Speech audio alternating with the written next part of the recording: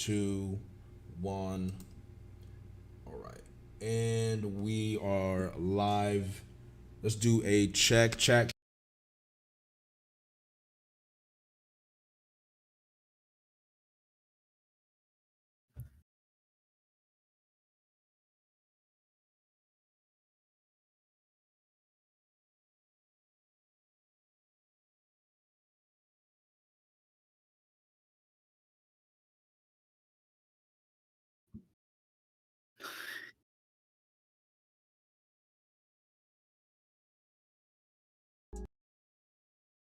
Anytime I move my mic, this happens. I know it. This is perfect.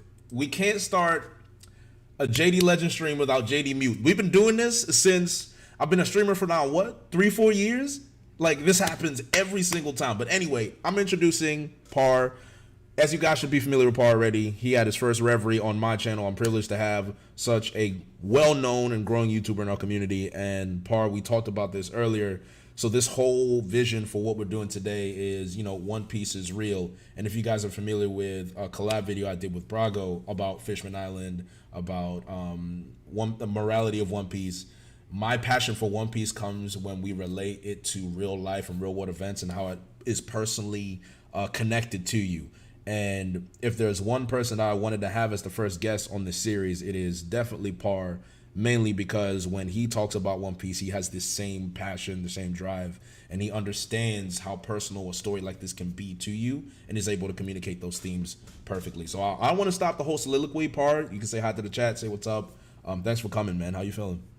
I'm great. I think what a testament to how much you like to connect is that your mods predicted exactly how your stream would start, and I think that says a lot about what you do for the community. Like you like building a community that knows you, and then also the story that we talk about. It's like one of the greatest things to connect on, and I agree with you that like there's more than one way to enjoy this story, and a lot of people may know me for like the theories and stuff like that, and but along in those videos there's a lot of like sentiment that is put in. You like listen to like a Sanji video or even the Otehime video, you could probably hear like how there's many points in the story that ring a bell in the soul, and Yeah.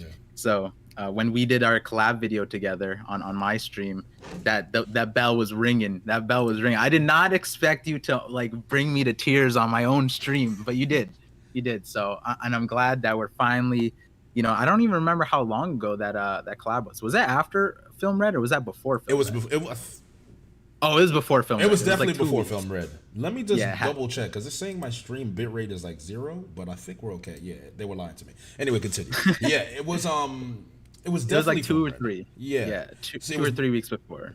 and it's crazy because the idea. So an idea I've always had, and I've conveyed it in a lot of my character analysis videos if people are familiar with that. And you brought out that passion in me because we talked about the series itself and where it's going and how certain content creators are reacting to it, how the community is reacting to it. And it's like, yo, do you still have a love for this series? Do you still have a passion? I'm like, oh, I definitely have the passion. It's just that the way I absorb the story and the way I interpret the story is very different than a lot of how other people read the story. And I think Yeah. it's because at a certain time, I abandoned the joy of the theories and predicting what was coming next in the story and got heavily invested in the characters and relatability and feeling something every time I read it, right? Because I'm a very Right. impulsive and reactionary person. That's why I do reaction stuff. So, you know, for me to be able to get on this platform and have a lot of people tell me that my Fisher Tiger video and my Fishman Island video with Brago, where I probably was the most personal, the fact that they said that's the video that stood out to me the most out of all the videos that I've done, I was like, yeah, I should probably do more of that. And that's what this whole, series is about, and obviously, as you guys can tell by the thumbnail, the main topic of this is Robin's story. Robin is now familiar, and Robin is now kind of back being like a centerpiece in the story, because now that we're connected with Vegapunk, now we know that the whole suffering of O'Hara's legacy is now front and center. Saul is alive. Vegapunk wants to uncover that history that Clover, is it Clover or Clovis? I'm trying to remember. I think it's Clover. That Clover had unearthed. Vegapunk wants to follow in that path, and for Robin to be a part of that, for Saul to still be alive, it means Robin's relevancy has shot up again.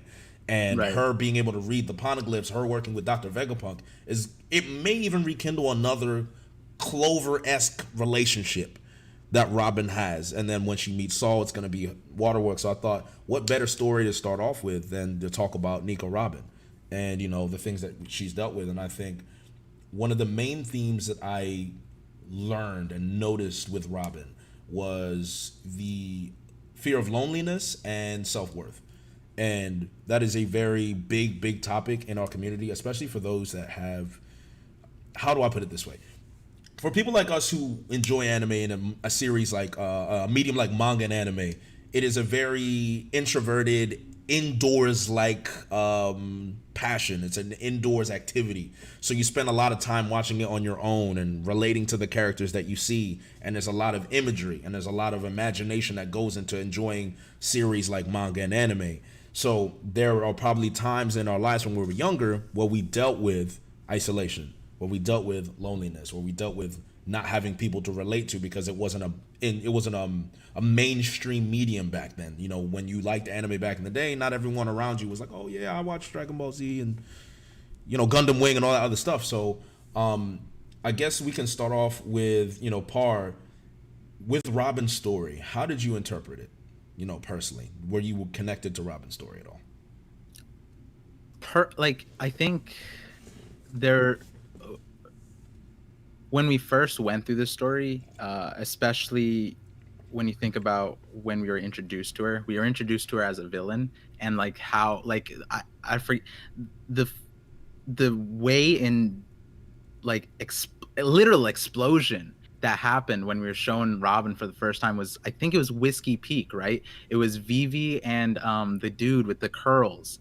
He's leaving them on with Igaram, yeah, he's leaving Whiskey Peak, and they're just talking about how Mr. Zero is like this crazy dude.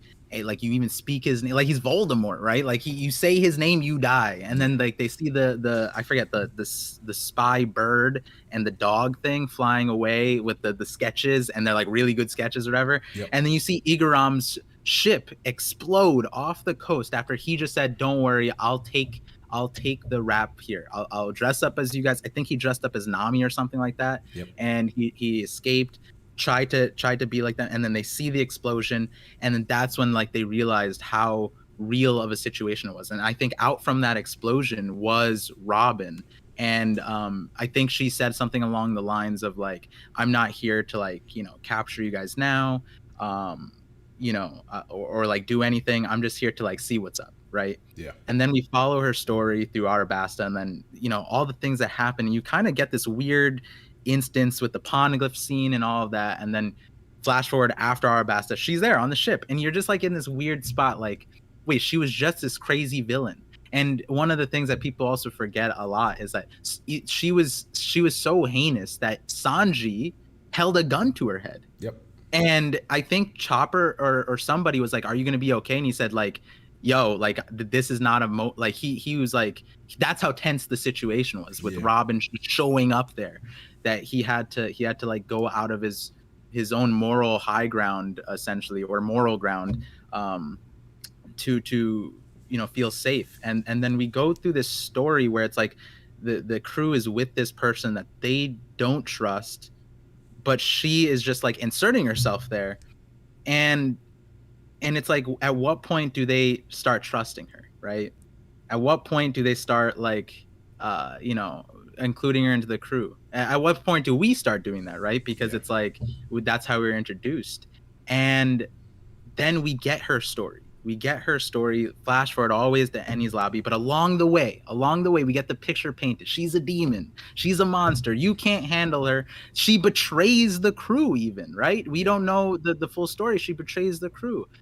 And then we land in Ennie's lobby. We get her backstory. And what do we see? We see that, essentially off of O'Hara, on chapter 398, I believe it was, we see that she had to be, everywhere she lived, she was not trusted. Yep. That's how she grew up.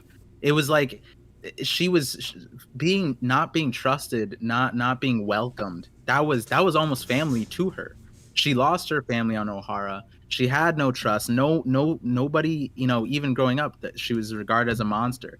And somehow this crew with the, Luffy, Zoro, Sanji, Nami, all these people, they somehow struck a chord in her without ever, like, they never even addressed her backstory, but it was that trust, right? And I think that trust, that's kind of what spoke volumes to me. It was just like building a trust without knowing someone's past. How do you do that? And like, I think it was just like, hey, I know this person now, and I trust this person now, and I'm gonna believe in what I know, and that's what they did. And somehow Luffy saw through all of the masquerading, all the things. And I think when it comes to the real world stuff, it's like, um you can tell like a person's character by like what they do and how they act, if they're truly like a heinous person or whatever. Maybe it takes time, but like going through, Skypiea and everything in between, it those experiences tell you about a person, right? And Luffy was the only one who got to see Robin. Robin was the one who saved him from the desert. Robin was the one in the Poneglyphs place with him. He got to hear what she was saying with crocodile stuff. um and so they chose to believe that. Luffy chose to believe that over what someone else would say about her. And I think that was also really an important thing too, because it was like, you know people have their backstories, people have like a reason to be the way they are. And it's like, um I think I'd rather trust my own instinct rather than someone's words that about someone else, right? Like I could figure it out. I'm not, they could have easily just abandoned Robin, Yeah. like everybody else, based off of like rumors, based off of other people, but they didn't, right?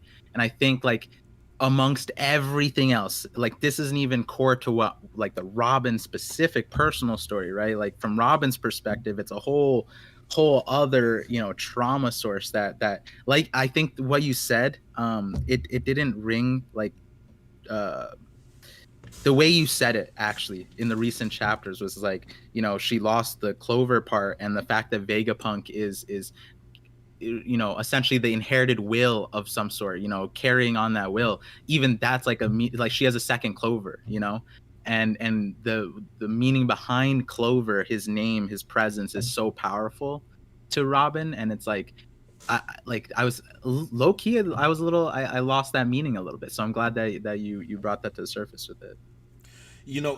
That's a very important part of her story, and it's also a very important part of the subject that we had, because we see how she's been scarred before. We see how she's been scarred early, right? She's not trusting, people don't trust her in general. She has this tag and this title around her: devil, demon child, all of that. So people already think she's heinous, horrible. She was an assassin for Crocodile. Crocodile did horrible things. She was associated with that. Most of the crew didn't trust her when she first joined. Like you said, Luffy just saw through it. The reason she joined Luffy is because Luffy didn't care what she did.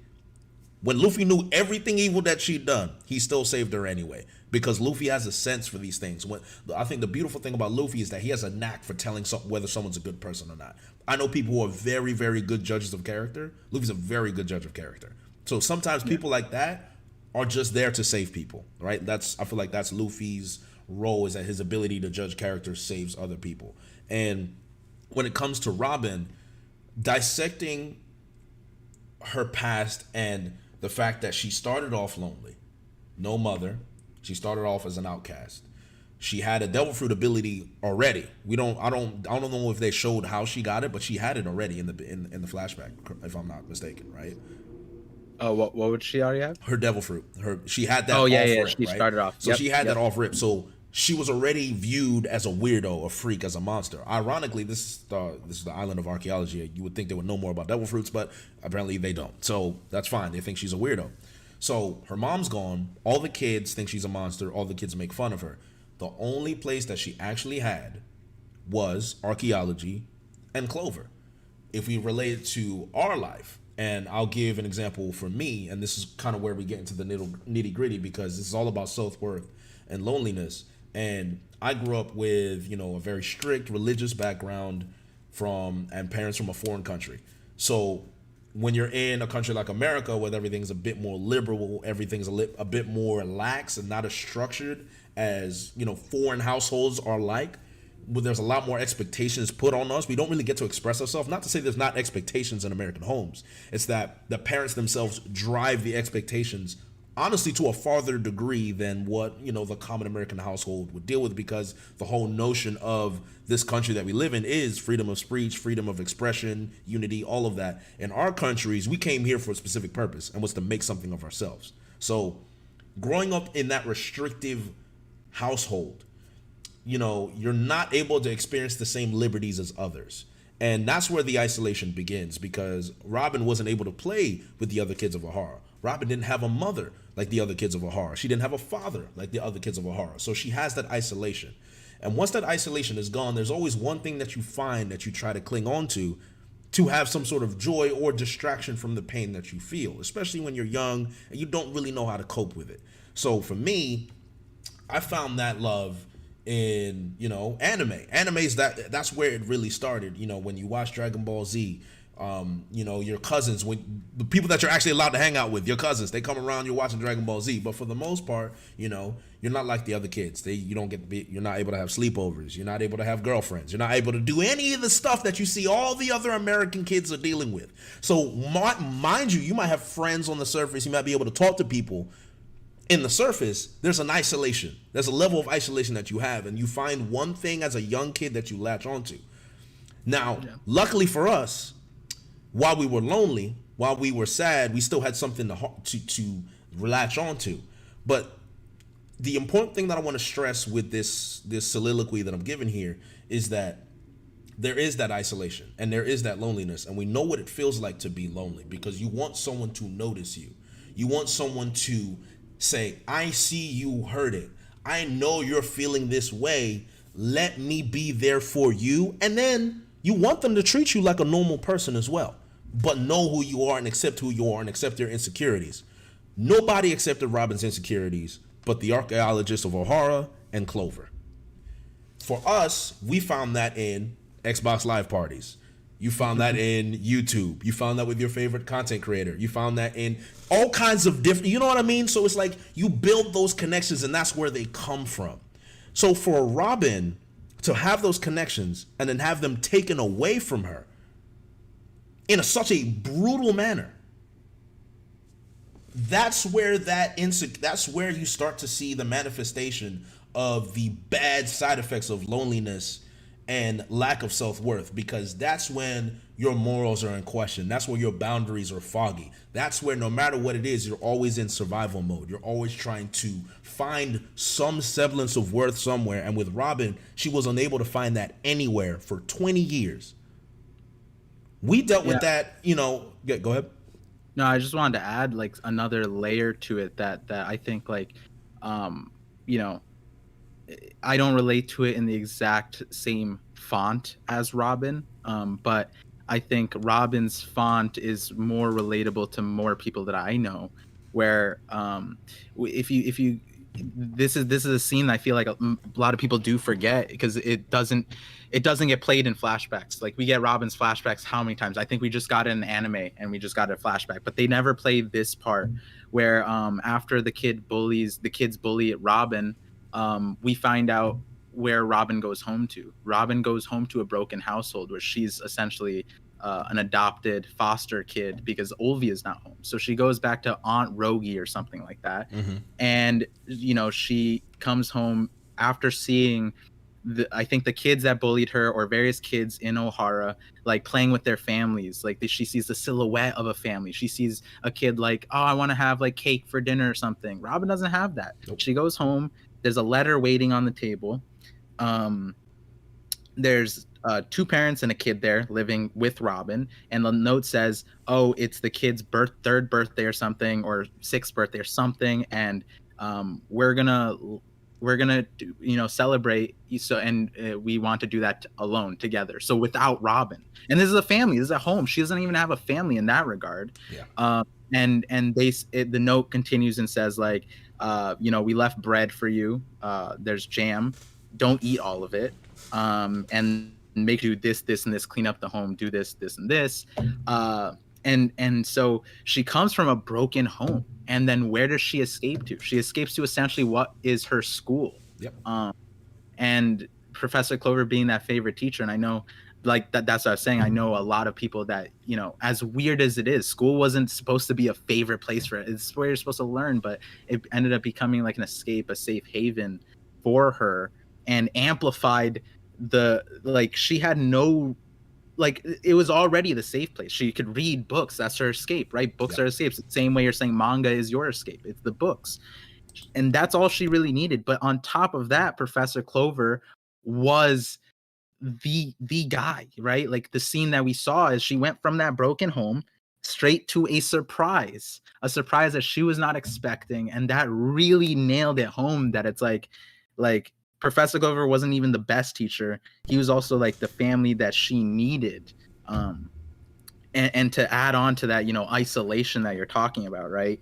Because it wasn't just like a learning place. It wasn't just Professor Clover. No, it was a sense of family. It was a sense of, you know, belonging that was entirely ripped. And Ohara as a whole wasn't even that sense of belonging, which makes it even, you know, when you think about it, anytime Robin thinks about Ohara, it's only the good things, right? Yeah. She doesn't remember all those negative things, but even still, like, that day is still like a heinous thing where, you know, how many times have we seen a situation, even within One Piece, where the bullying that Robin went through from people in Ohara, from the families, from the other kids, all that bullying, they pushed them into another direction where they would be happier that Ohara burned down. Good riddance with all these people, right? Like, let's, like, you know, a Hody type of character, you know, a Doflamingo type of character.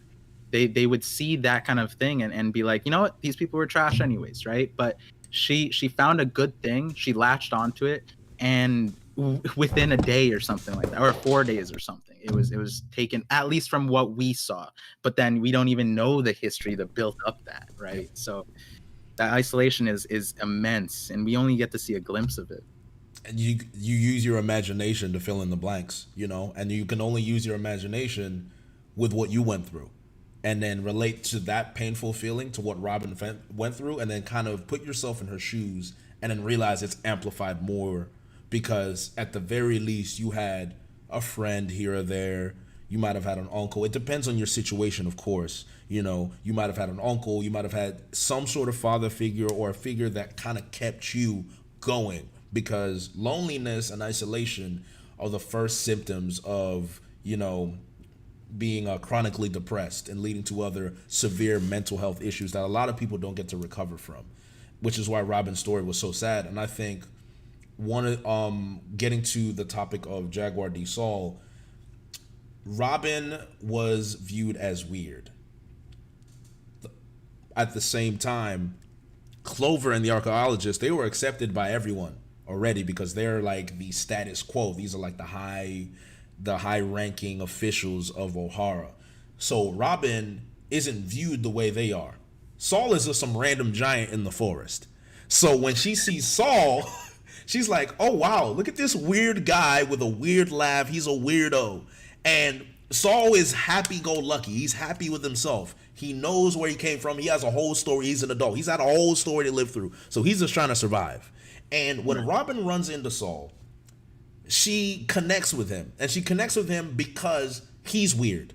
He's a giant. He doesn't look like everybody else. Robin is weird. She has a devil fruit. She's not like anyone else. So that connection that she got from Saul was arguably arguably stronger than Clover. And I don't know if that's a wild take, and you can definitely fight on me. You can definitely fight with me on that. But I think she relates to Saul a lot more than she would relate to Robin.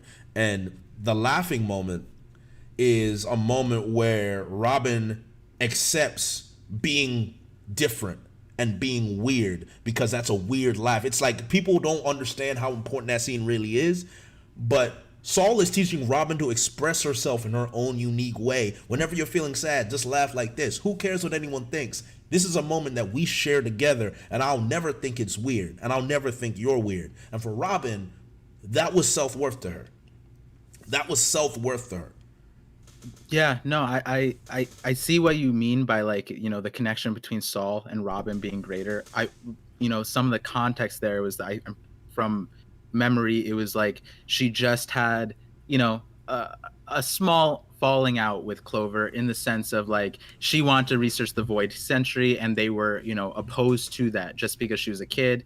And, realistically, they had the right idea. She, is just her, sort of softly losing her escape, right? Because her escape was that the entire time. Let me go here, let me read what I want to read, let me, do all this thing. And then they, award her. It's good. So I just putting that context there, it wasn't exactly a bad thing, but it sent her off, right? Running to, I think the coast that where she ended up seeing Saul. And what I think like add to agree with what you're saying with the Saul moment and connection with her is like I think there's a difference, and this is something I personally felt is like there's a difference when someone like learns you and loves you, and like there's a lot of bias there. And so like if you just separate the what happened previously with Robin, like in my own situation, it's like starting this YouTube channel, for example. I my entire like ever since middle school, high school, people have always told me like public speaking or um, writing a book. Even I have this friend who's been on my ass for like last like 3 years to like write stuff. And Yep. for people who don't know, like I have this other company where we help people share their stories about like uh our culture of our diaspora. So I'm Bengali, and so like the Bangladeshi diaspora is super wide, but they're super disconnected. So we help people share their stories, and she helps like edits them, writes them, publishes them, all that stuff. And she's been telling me to do like you'd be great for YouTube, you'd be great for that, and all this stuff, and Mm-hmm. and like writing stuff.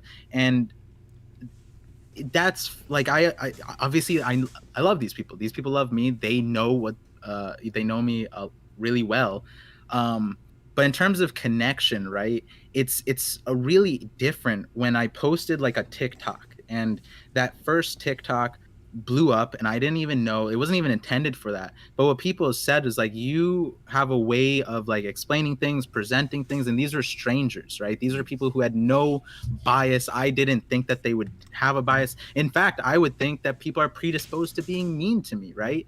And I think that's like where Robin's situation is, where Yep. Robin's predisposition to everybody in the world is not accepting them, isolate, like she's a weirdo, she's a monster, whatever it is. And then, like you said, here comes this actual monster, right? Like, no slander to Saul, but from in like what a 9-year-old's But perspective a on an hundred island percent. on an island where there's no giants, like seeing Saul is low-key a monster. Maybe she read about giants before, maybe that helped it out, right? Yeah. But she sees this dude, and like she even says like I'm not even interested in you, you know what I mean? Like she has this like standoffish thing. But the thing that made her like fumble in her heart was that laugh moment where he said, your laugh is cute, you should laugh more. And she was just like, someone's complimenting me, you know what I mean? Yeah.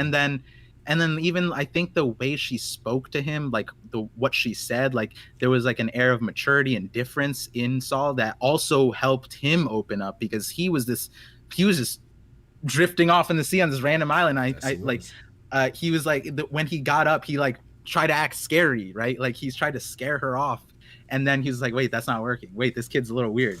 But I'm not like weird in a good way.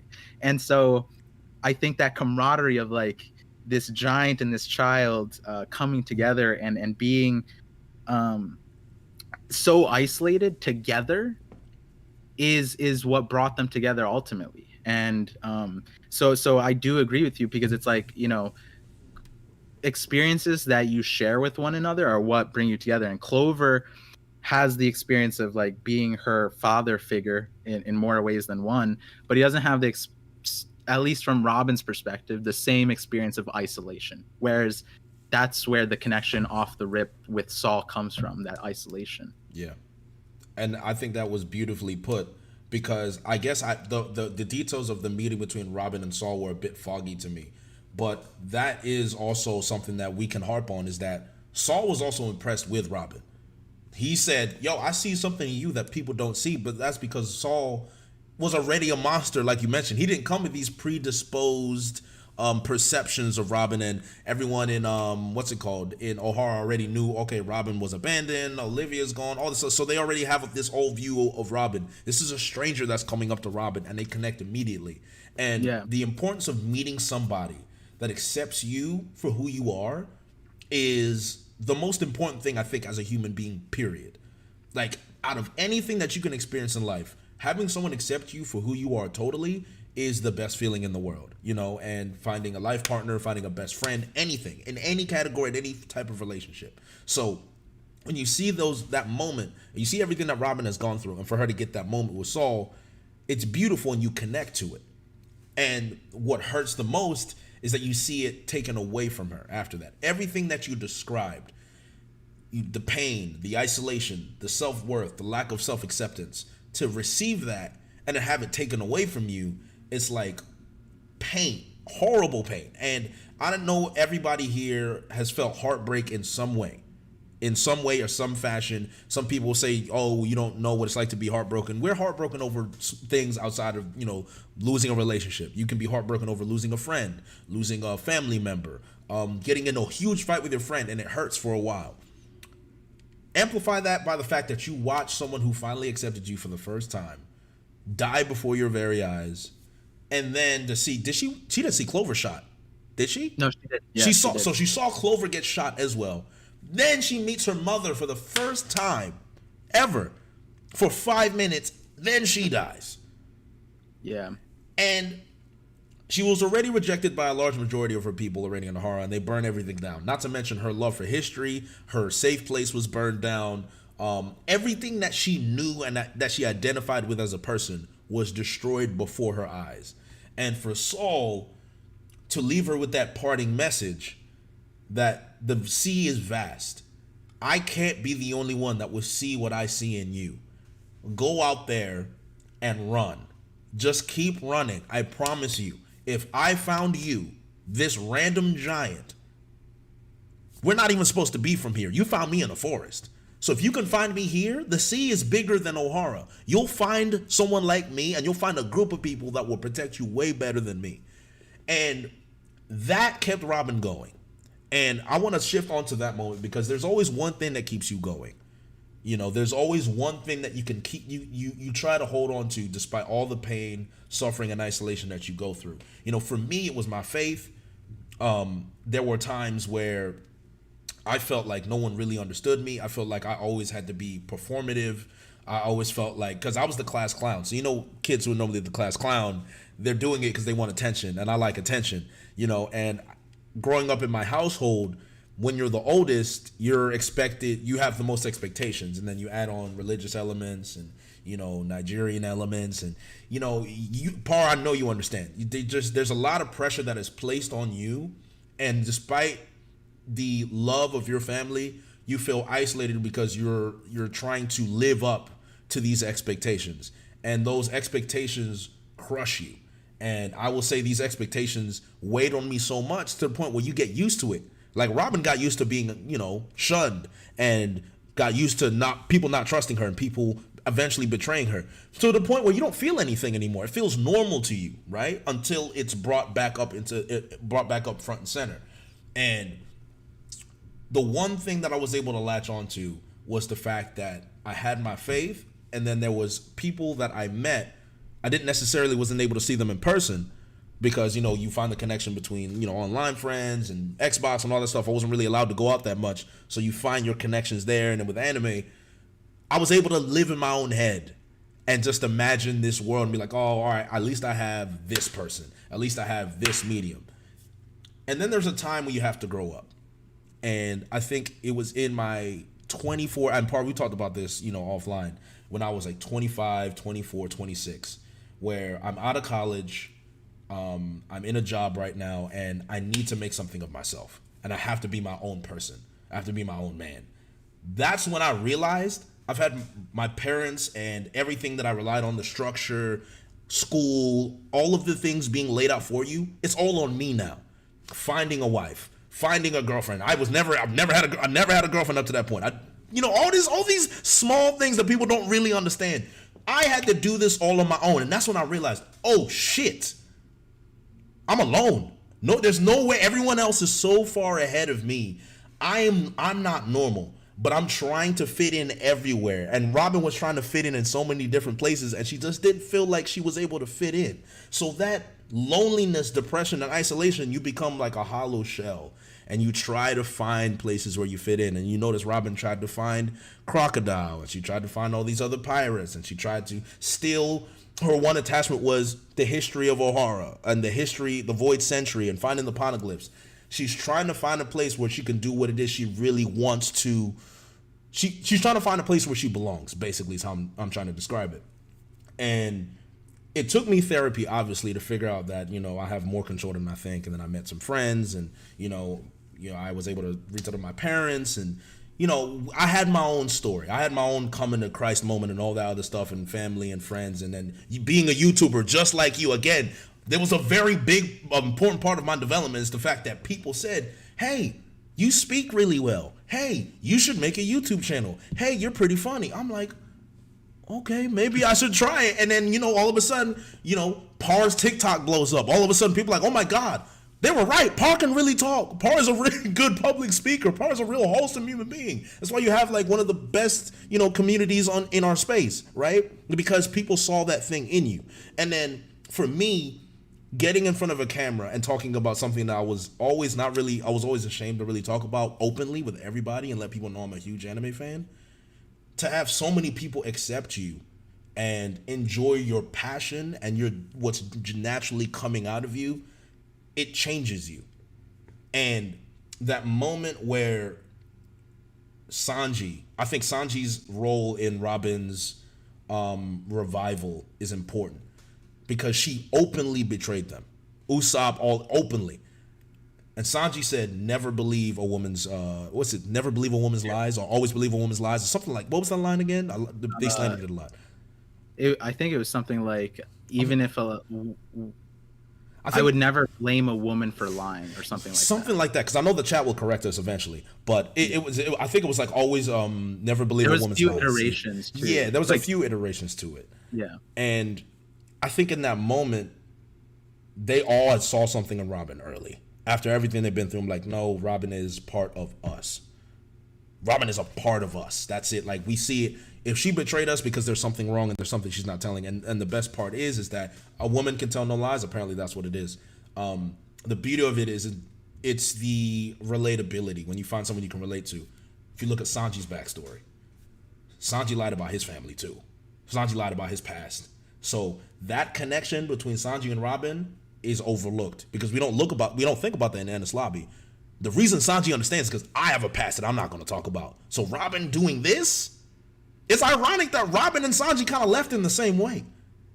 It's no surprise that Oda put that together because of those moments. So when you see that, and you see the moment where obviously the Straw Hats go above and beyond and shoot down the world government flag, when they say, Robin, I don't care if Satan comes from hell himself to kill me, I will still take you away from hell if I need to do so.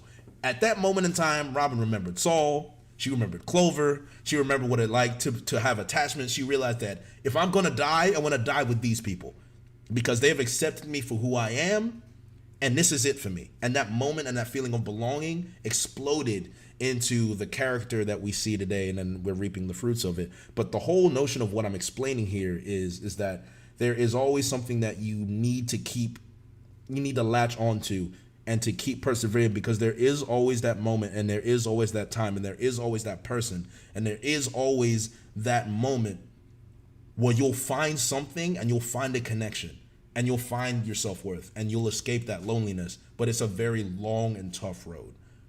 And I've been talking for a long time, so Par, I want you to please go ahead. No, I think because you went through a huge chunk of it, and I think the way you synthesized it, it's honestly, I was thinking about something, and I'll get to that point in a second, but when you look at like Robin's story, and something I realize is what drove her to survive those years, because after chapter 398 we see her leaving O'Hara, right, as Aokiji allows her to, and with the last words from Saul, like find those friends, right, and previously it was like the Void Century was what her dream was. That's what she wanted to uncover, and the resolution of O'Hara made her realize why Clover shunned her from researching that, right? She ran away from them because she was like, oh, they won't let me study this stuff, right? Well, lo and behold, 3-4 days later, the big bads come through, the feds come through, they roll up, Yeah. and they blast her home, and it's just like, oh, Professor Clover had a point. He had a point in this. And when you look at what she survived all the way to when she met the Straw Hats, like if you were to analyze and like parallel that to like the real world, there's very, very few people who would survive that. Very And the few. thing is, it's like you're probably sitting there like, well, of course it's fiction. No, like there are refugees, there are people who go what Robin went through, and they make it to wherever they do. Yep. And they went through crazy as that, like what she went through, being passed through evil organizations where she can't even be somewhere. Yep. Because the government regards her as a criminal. And it's like, based off of what? She's a child. She has no say. Nobody has a say. She just has to exist somehow or give up living, right? That is ultimately her choice. She chose living her entire way through the way she could, right? And we make it to Arabasta, and something I realized was, I think the line that might have stuck out to Robin, and I don't even think Oda had a reflection on this point. Like when Robin showed up on the ship, it was just, she showed up on the ship, it just continued on, and there was like a reflection of like what she talked to Cobra about. But there was a line that Luffy said that I think Robin was present for, and I think that probably struck a real strong chord when you, in hindsight. Yeah. And that was when not Cobra, that was when Crocodile was just like, Luffy, or like, why are you even doing this? Why are you stopping me from taking over this gun? What stake do you have? Right? Like, I have every reason. I'm doing this the right way. They aren't good people, whatever. Like, whatever reason Crocodile had. And Luffy's answer was like, I don't give a shit about your reasons. I don't give a shit about what you want. I care. The only reason why I'm here isn't for some grand, like, I don't want to be hero. I don't care about the people here. I care about my friend. Yep. My friend here asked for help. Yep. And that's why I'm here. That's why you're getting taken down. Exactly. And like Crocodile had to swallow that pill. It's like, wait, I'm losing because this dude had a friend. And he said it can't be this. And Robin's present for that. Robin's like, I think she's shanked through like because Crocodile just like pierced her and then left her to die on the side. I think Cobra was there too, and so she gets to hear these lines from Luffy that she sees a dude who's on a shabby pirate ship, rolls up on a country, coup d'etats it, takes away Crocodile, who the entire world like fears essentially, from the perspective there. Mm-hmm. And she recognized in that moment, like, this is probably the guy Saul was talking about, you know? And then going back to the end part where it's like that decision that she had to make. Well, when you look at what she was doing those 18 years, she was a criminal, but part of her backstory was that she actually toppled every single organization that she was a part of. She essentially inserted herself and destroyed it from within. And ironically, that's what happened with the Crocodile situation too. And that's what people ended up using against the Straw Hats, right? The CP9, Lucci, Kaku, whatever. They were saying like, listen, every organization Robin's been a part of, every pirate crew, everyone, they've always been betrayed, right? Yep. And so they're using like Robin's obvious traumas and like not having the perspective of like, or the not trying to give the nuance, because they knew the nuance. They're the CP9. They know what's happening. But the reality was Robin had to choose to live, not only choose to live, but choose to be a good person. Because like, to be in those circumstances and end up being a good person, I don't know. That's like, I've been through less, and I feel like there was easier paths of darkness. You know what I mean? Yeah. But regardless, Robin still was pursuing. We saw when she was on Arabasta, she was reading the poneglyphs to uncover the Void Century. She managed to insert herself until she found a place that managed to meet in the middle where this side's evil, but at least my goal is being met. Yep. And she was ready to give up, I guess, until she met Luffy, right? If that poneglyph didn't have the information that she needed, I think she would have given up had it not been for Luffy. Yeah. And then we go to Annie's lobby, and she's faced with the ultimatum, right? Where the same question that, you know, she's been asked her entire life, right? She could have gave up at any moment. Like, it would have been easier for her to just give up, because if she just stood still for a moment, someone would have snitched. Someone on the street would have recognized her.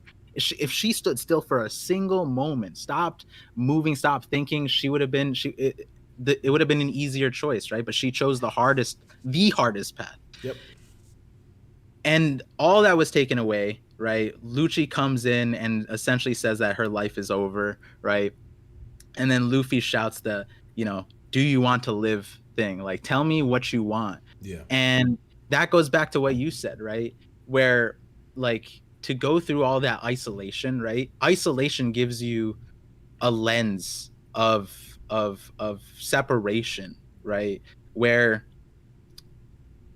like, you feel alone more so than you actually are. Yeah. And that's because you're isolated, right? Mm-hmm. A lot of times, you know, if you walk down the street and you're Robin and you see a Saul, and there, you know, the difference is you're an 8-year-old child and that's a giant, and the parallel of difference is there. So me, you know, paralleling, I'm a 20-year-old guy and maybe I see like a 70-year-old dude and he's a different skin color, he's from a different country.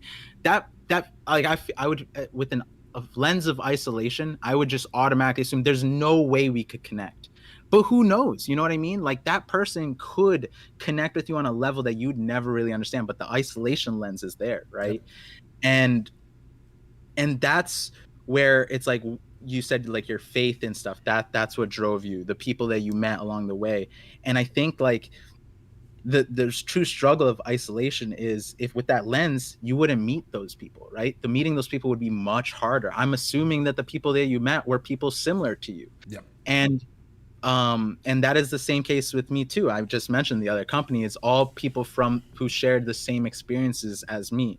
But the reality, and it's a very hard reality to see, is that you could connect to more people than you realize if you allow it.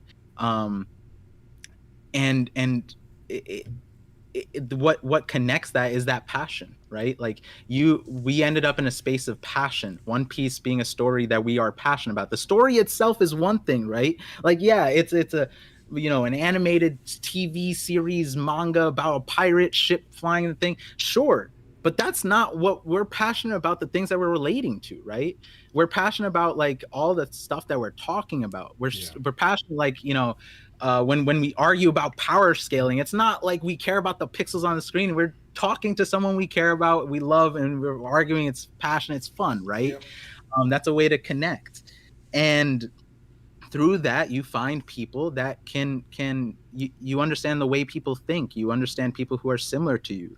Yeah. You find people that can relate to you, and then slowly that isolation lens starts being wiped away. And the reason why this story is a great conversation to start on for the One Piece is Real series, but also just, like, you know, tying back to what you're trying to do, is Oda made it so relatable because it's like, Luffy, if you took Luffy's question and it said, like, tell me what you want, Jay, right? If you were in that situation where it's like life or death, and it's like you having to choose life, and it's like, you know, what drove you? You'd say, I want to pursue this faith. I have this dream. I have this. I imagine the chat has their own answer, right? Yep. At the core of all of those answers is wanting to live. And that is what Robin's answer is. And the extremities of the story allows it so that when she says, I want to live, it can connect to all people if they're willing to listen. Like this, if you're put in a situation where Robin is in, right? Like, you would hope you'd have friends that bring that out of you, you know? Yes. And going back to like the personal stuff, it's like very same thing. Like for me, there was very little you know if to parallel myself into Robin's story, not exactly not one to one, but in those things, what drove me, it's like the people I met, my wife, right? Like my wife, me and her we've known each other our entire lives, but we've been together for the last 11 years almost. And so without her and without the people I met, it wouldn't have been this path wouldn't have been the same path. I can say that for sure. Yeah. And I think in terms of loss, to expand, like you were saying, loss of brother, loss of family, loss of people, I would add loss of job. Like some people Yeah. lose a job that they're super passionate of, and it's for reasons like COVID, right? Like the pandemic made a lot of people lose their jobs. And a job, it could be a 9 to 5 you hate, but for some people a job is stability. A job is their Purpose. outlet, their passion, Yeah. the people that they love.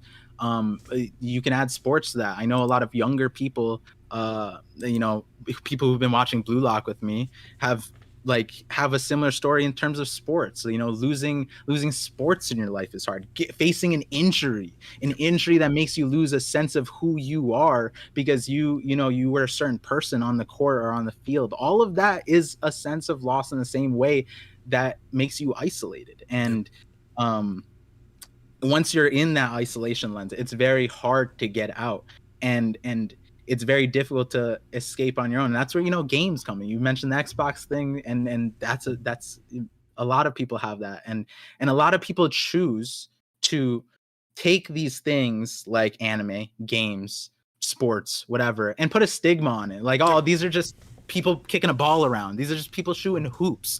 These are just people moving pixels on a screen. It's like, that's not what it is for these people, right? Not, So and when you choose to essentially diminish what people connect on, that is hurtful, right? Like it's better to try to recognize, hey, like, why is this so important to somebody, right? Why is the crew so important to Robin? Well, it's very easy to see that, and it's like how about we choose to do that with the people in our world too, right? And I don't think we do enough of that, which is like, I think both your community and my community, we try a lot. And it's like, I know there's a few creators from my community that started making a channel or started something based off of something I said, and I don't know what those things are, like those exact words or the video or topic or stream, whatever it is.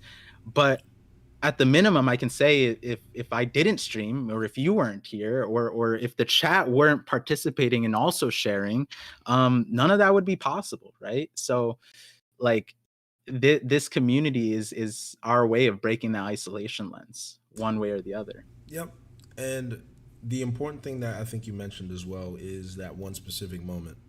For me, is there was a moment in time where I was isolated, but I had a lot of friends. And when you have a lot of people around you and you have this imposter syndrome, and I can tell Robin she went through the exact same thing. You know who you are. When she was in Baroque Works, I think she was dealing with imposter syndrome the entire time.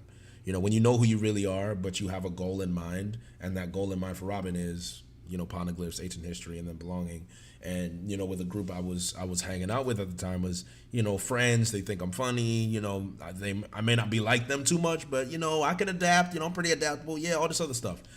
And mind you, those were the most depressing years of my life as a result, because you always feel like, one, they don't really know who you are, and they won't accept you for who you are. And you also feel like you're doing too much. No matter what people say, when you're overextending yourself, and when you're able to be 100% natural with somebody. And another point I want to highlight as well is people finding their comfort place, their place where they feel like they can express themselves, and how that can be diminished and undermined. What I think is very interesting, especially in today's society, the acceptance of anime, the uptake of anime, manga, gaming. The fact that a lot of people are upset now because it seems not a lot of people. There are some people who are upset, saying, "Oh, now it's mainstream. Now it's popular. Now everybody wants to get a part of it." For them, It's because of what we just talked about. For us, that was the place where we felt comfortable, where we felt accepted, where we felt like, all right, this is something that I can have, and I can find people in this community. And then you see it being flooded with everyone else, and they're enjoying it from an entertainment point of view, where a lot of people are attached to it for deeper reasons than just the entertainment value, right? And for me, it bothered me a lot that I was the African American who wasn't stereotypically black, but I wasn't also, and I wasn't stereotypically black, and I spoke, I don't want to say it this way, but I spoke like proper. I spoke like proper English. I spoke white, as you guys, everyone that would know, everyone knows what that's like. Trust me. People who went through what I went through, they said you spoke white, or, oh, you're an Oreo. Get all those terrible labels, right? And for me to be able to find a place and a community that people can accept me and not view me as some black guy who talks like a white guy, or maybe I'm just a guy who's well spoken. How about that? You know, how about we just go there and say I'm well spoken? You know, not that I don't know how to read, or I'm gonna go on a rant here, and I'm not going to do that. The point I'm trying to make here is that there is a moment where I got a therapy session from one of my very, very close friends. And this is one of the people that I would consider the godmother of my children. She sat me down and she told me, I want you to talk and just share everything. Don't be ashamed, share everything. I shared everything to this girl. And after we were done, she had realized that everything around me was dark. Mind you, a lot of people had known me as the bubbly, happy, life of the party type guy. But when I actually explained how I felt and how I put this view of perfection around everyone else but myself, I was alone and isolated. And she said that. She said, the way you view yourself is so bad that I don't know how you're happy. Like, I don't know how it's possible, right? And it was that conversation in herself where she heard all those things that I was ashamed to say, all those things I was ashamed to speak out, all the things I've always felt and I wasn't able to share with my family, with my parents, with my best friends. Because if you're a man, and I know you understand this from traditional cultures that we've been in, when you express your emotions in that way, you're ashamed, because a lot of people say, oh, suck it up, stop being a bitch, you're too sensitive. For me to actually be able to express myself and have someone still love me and say, I want you to see what I see in you because you clearly don't see it. And then my other male friend, God bless him as well, he had the same moment with me as well. And once that happened, that was my I want to live moment. That was when I realized, how about I just express myself and be who I am and then see what happens? Just express. And, for a lot of people, it comes as second nature. A lot of people think it's very straightforward. They say, oh, just be yourself. Just be yourself. What the hell does that mean? Saying be yourself is a very vague, and it's an easy way to give someone advice and then move on without really digging deep into it. And one thing I learned in that moment is being yourself is expressing what it is that's deep inside of you and dealing with the consequences of it. Because there's always the one moment where you do that and you get the reciprocation. That one reciprocation out of the multiple scary moments and the rejections that you may feel means more to you than anything else that you've ever dealt with in your life. And I can say that personally, Par, I know you can say that personally because of what I've heard from you as well. Those moments is what was what builds you up. That's where you start finding your best friends. That's where you start finding your life partner. That's where you start finding your passions, your purpose. By owning up to what it is, because honestly, what you could be feeling deep down inside, it doesn't have to be right. It's the fact that you mentioned it and you expressed it. And then there's people out there that will help you mold you and move you in the right direction while you're just expressing everything, while you're letting everything out. It's like you're full of clay that needs to be molded, but if you don't expose the clay for other people to mold, you're just dealing with fake, you're just trying to pick up sand and bricks and build something that's not you, that's not real, that didn't come out of you. So if it's coming out of you and then you mold it, you'll be surprised at what you see. You'd be surprised at what you become. And to tailor it back to One Piece, because this is a One Piece stream, look what happened when Robin finally expressed who she really was. We didn't know that her dynamic with the Straw Hats would be so funny, so in depth. You learn about her fascinations with weird creatures and her creepy humor. You know, these things where you start to see how Robin integrates with the crew. Because before then, Robin was this mysterious, sexy, you know, assassin girl. After Ennis Lobby, you get the real Robin. You get the real emotional, I can cry Robin. I can relate to Nami. I can joke around with Usopp. I'm not going to do the docking number 6 with Frankie, Chopper, and Usopp in Thriller Bark. One of our favorite Robin moments ever. Like, when you look back on the conversation we're having now and then look at how Robin expresses herself after that moment, you learn the real impact of Ennis Lobby and the real impact of acceptance and the real impact of self-worth. And then the beauty of this conversation is that it ties into current events, because then you see the Robin Sanji moment with Black Maria. Then you see the Robin moment with Saul and Robin crying tears of joy that everything that she went through, her love for history, her legacy, the legacy of Clover, Saul, still alive. It means that Saul's sacrifice worked. Everything that Clover imparted in her is still alive, and it's before her very eyes. Everything that she went through came to fruition because she opened herself up, and that's because of Luffy, and it's because of Saul. Those two people allowed Robin to be vulnerable, and that vulnerability spawned into a beautiful life that she was able to experience, and we're seeing it before our very eyes. And the reason why we have conversations like this about a story like One Piece is because people don't understand that yes, it is a fictional story. Yes, that we can theorize. Yes, we can talk about power scaling. But there are themes in this story that are so relatable, and if you just look into it and you break it down and you see how it touches your heart and how it relates to you, then you realize that this series is special for very different reasons than what we think it is.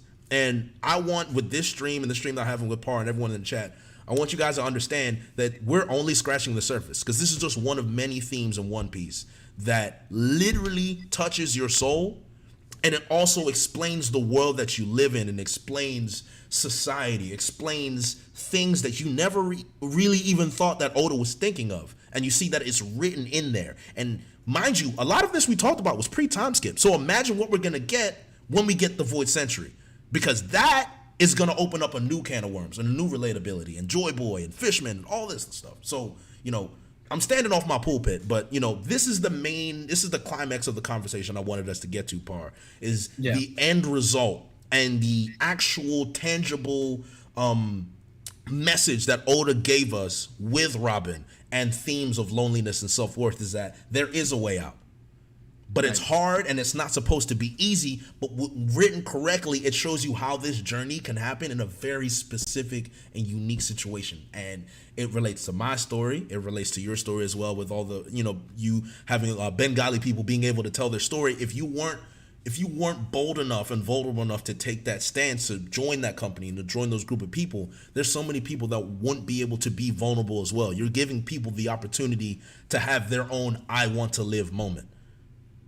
Yeah, and I want to like also throw on that too, where it's like that sense of vulnerability and being able to mold yourself, right? Like the only way, like the life that Robin lived and the life that isolates a lot of us, puts us into an unmoldable structure that is stern, hard, you know, like you can't be shattered, you can't be broken. But that's not necessarily a good thing, right? Like you don't fit into a lot of places, and those, you know, a lot of people end up saying like, well, I don't need to, you know, like that's not for me, this isn't for me, or I don't have fun doing that anyways. But it's like, but sometimes you sense in a person like, I think that they would really like this if they allowed themselves to have fun, right?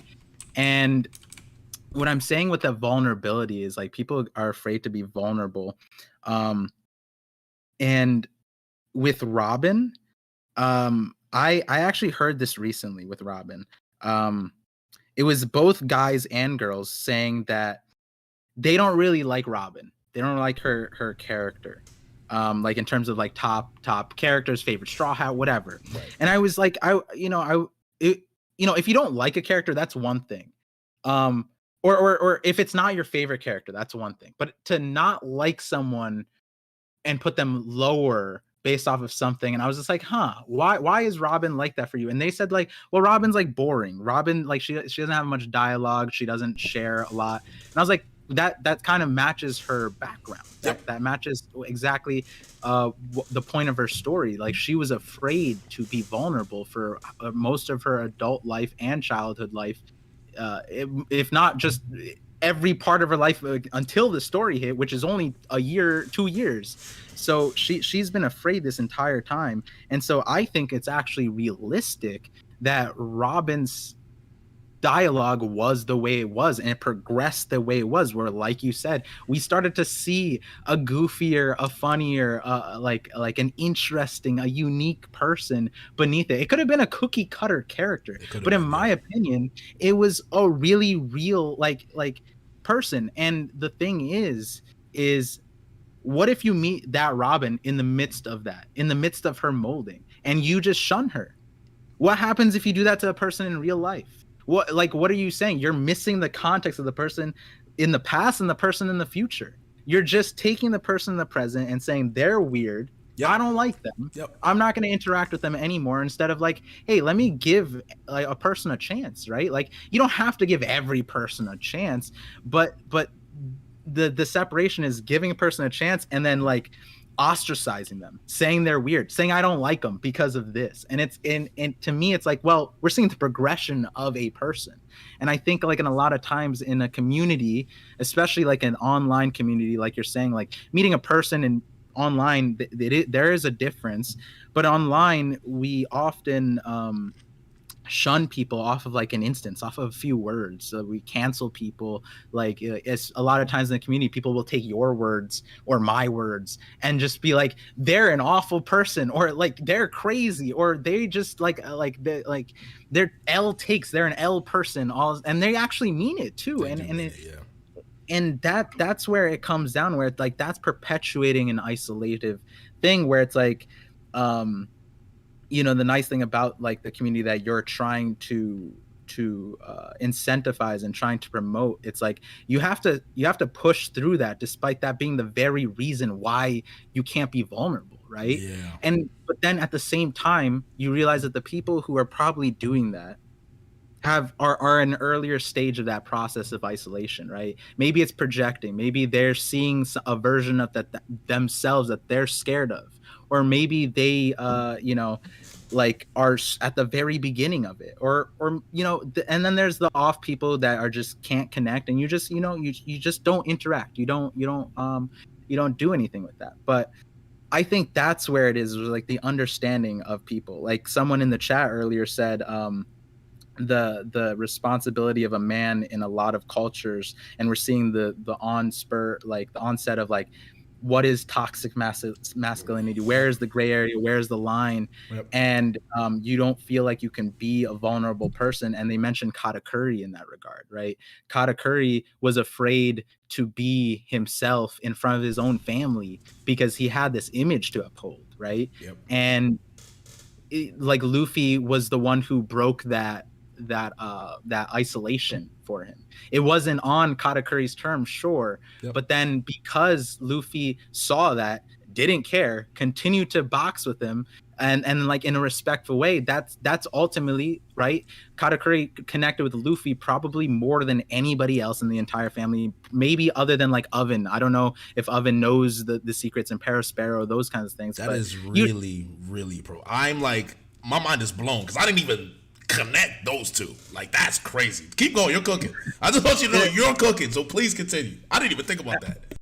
Yeah, I mean, it's like, I think realistically, right? Like, in terms of in a a family like that, there's a lot of things, like my brother, it took years for him to share with me that would be vulnerable. This things that would be like a Katakuri type of thing. And a lot of guys, I imagine, in the community would be in that same boat, where it's like, like I not to call Brago out, but Brago, if you guys see our collab with Brago, I did that same thing to him, where I was just like, wait a second, this is interesting you said that, and I put him in a spot where he shared those things, and like I think ultimately that brought like a lot of people out in the chat too, and being that the way I see Brago is like like a older brother, unbeatable, like he's this dude that just carries like so much without saying a word, like That's the how nothing exactly happened how he Toro. is. Yeah, and when you and meet him in and real life, he's the same way too. 100%. yeah, yeah, and I know there's a lot of people in the community, and I just wanted to touch that note because like those to me are the hardest people to bring out into that vulnerable space. Speaking from personal with my own older brother, but speaking to all the older brothers I do know that have to essentially carry the world, and you don't have to be that older brother, in terms of biology. You could have been put into the older brother role.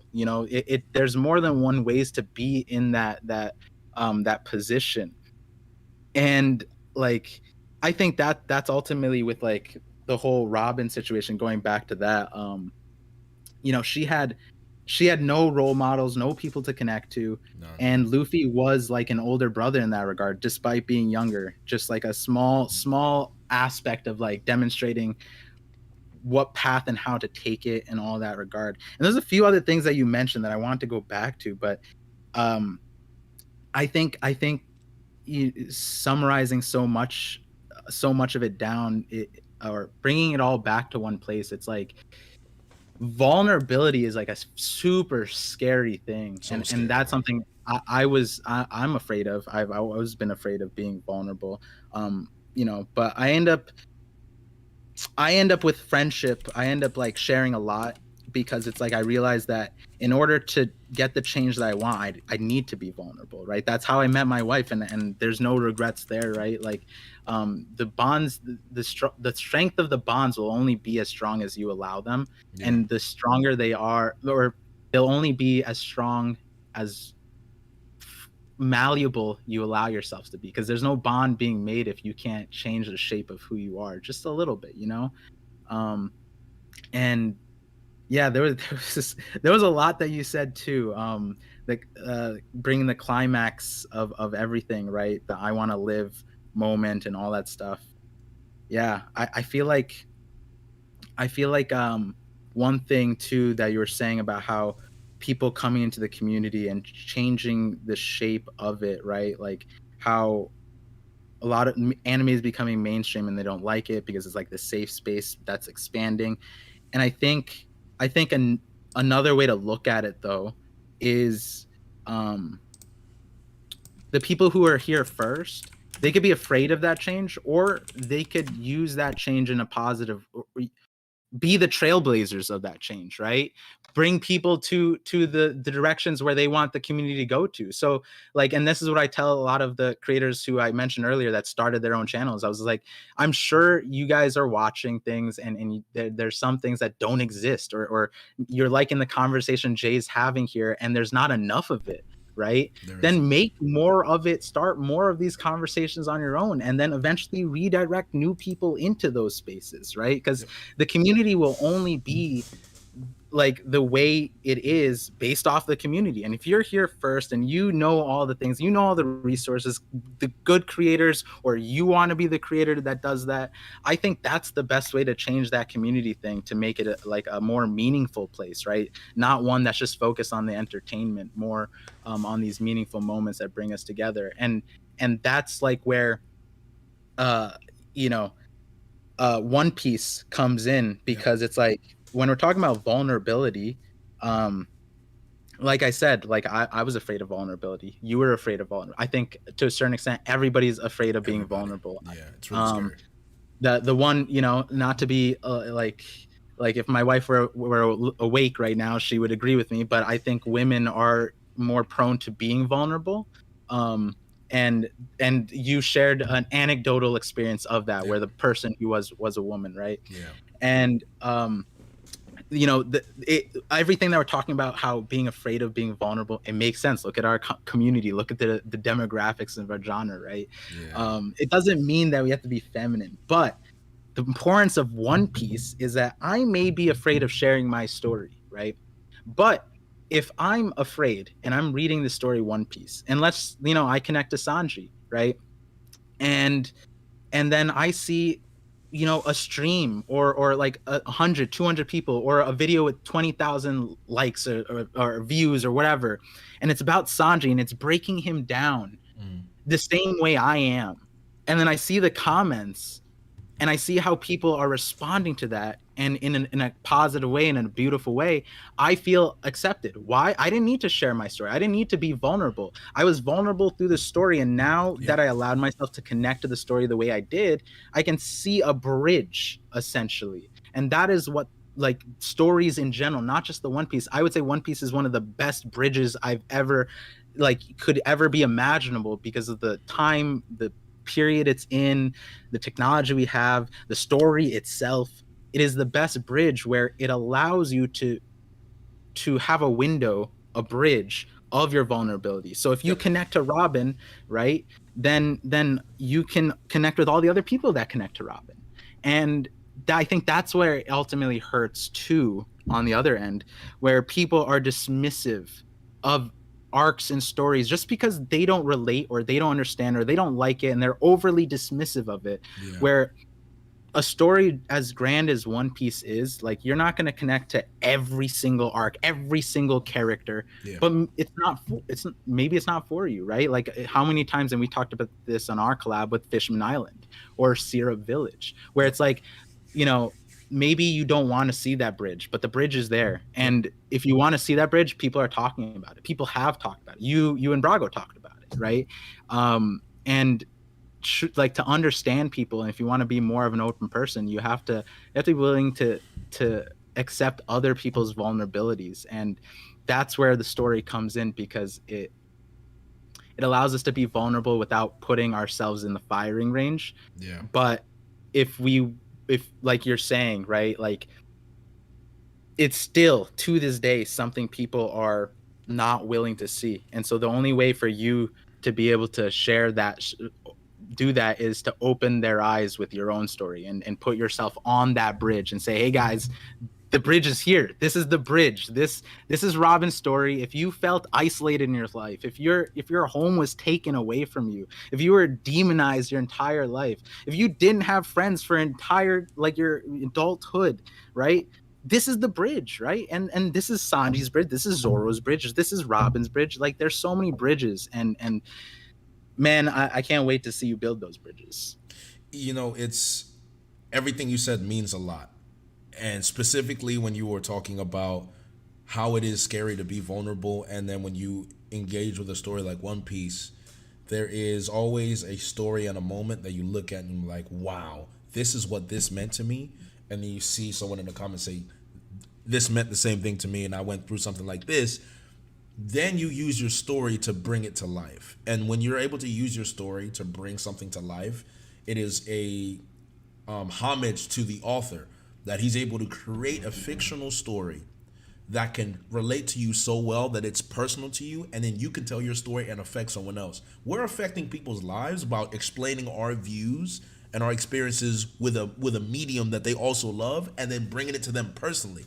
And then all of a sudden, they may be able to deal with a problem that they've had in their life for a long time, just based off your story and how you dealt with it. Which is why I've titled this series "One Piece is Real," because it is, and it's a play on the meme, obviously, but in the same sense, it's pretty real.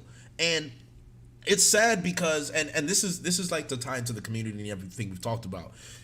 I've been critical of Wano, and I've been critical of, some of the things that I've seen in the series up to this point, where I would say maybe I'm experiencing burnout, or maybe I'm not as passionate as I used to be. And I have taken a lot of flack and criticism for it, and it is very frustrating. And, one thing that I do find offensive is people tell me to drop the series.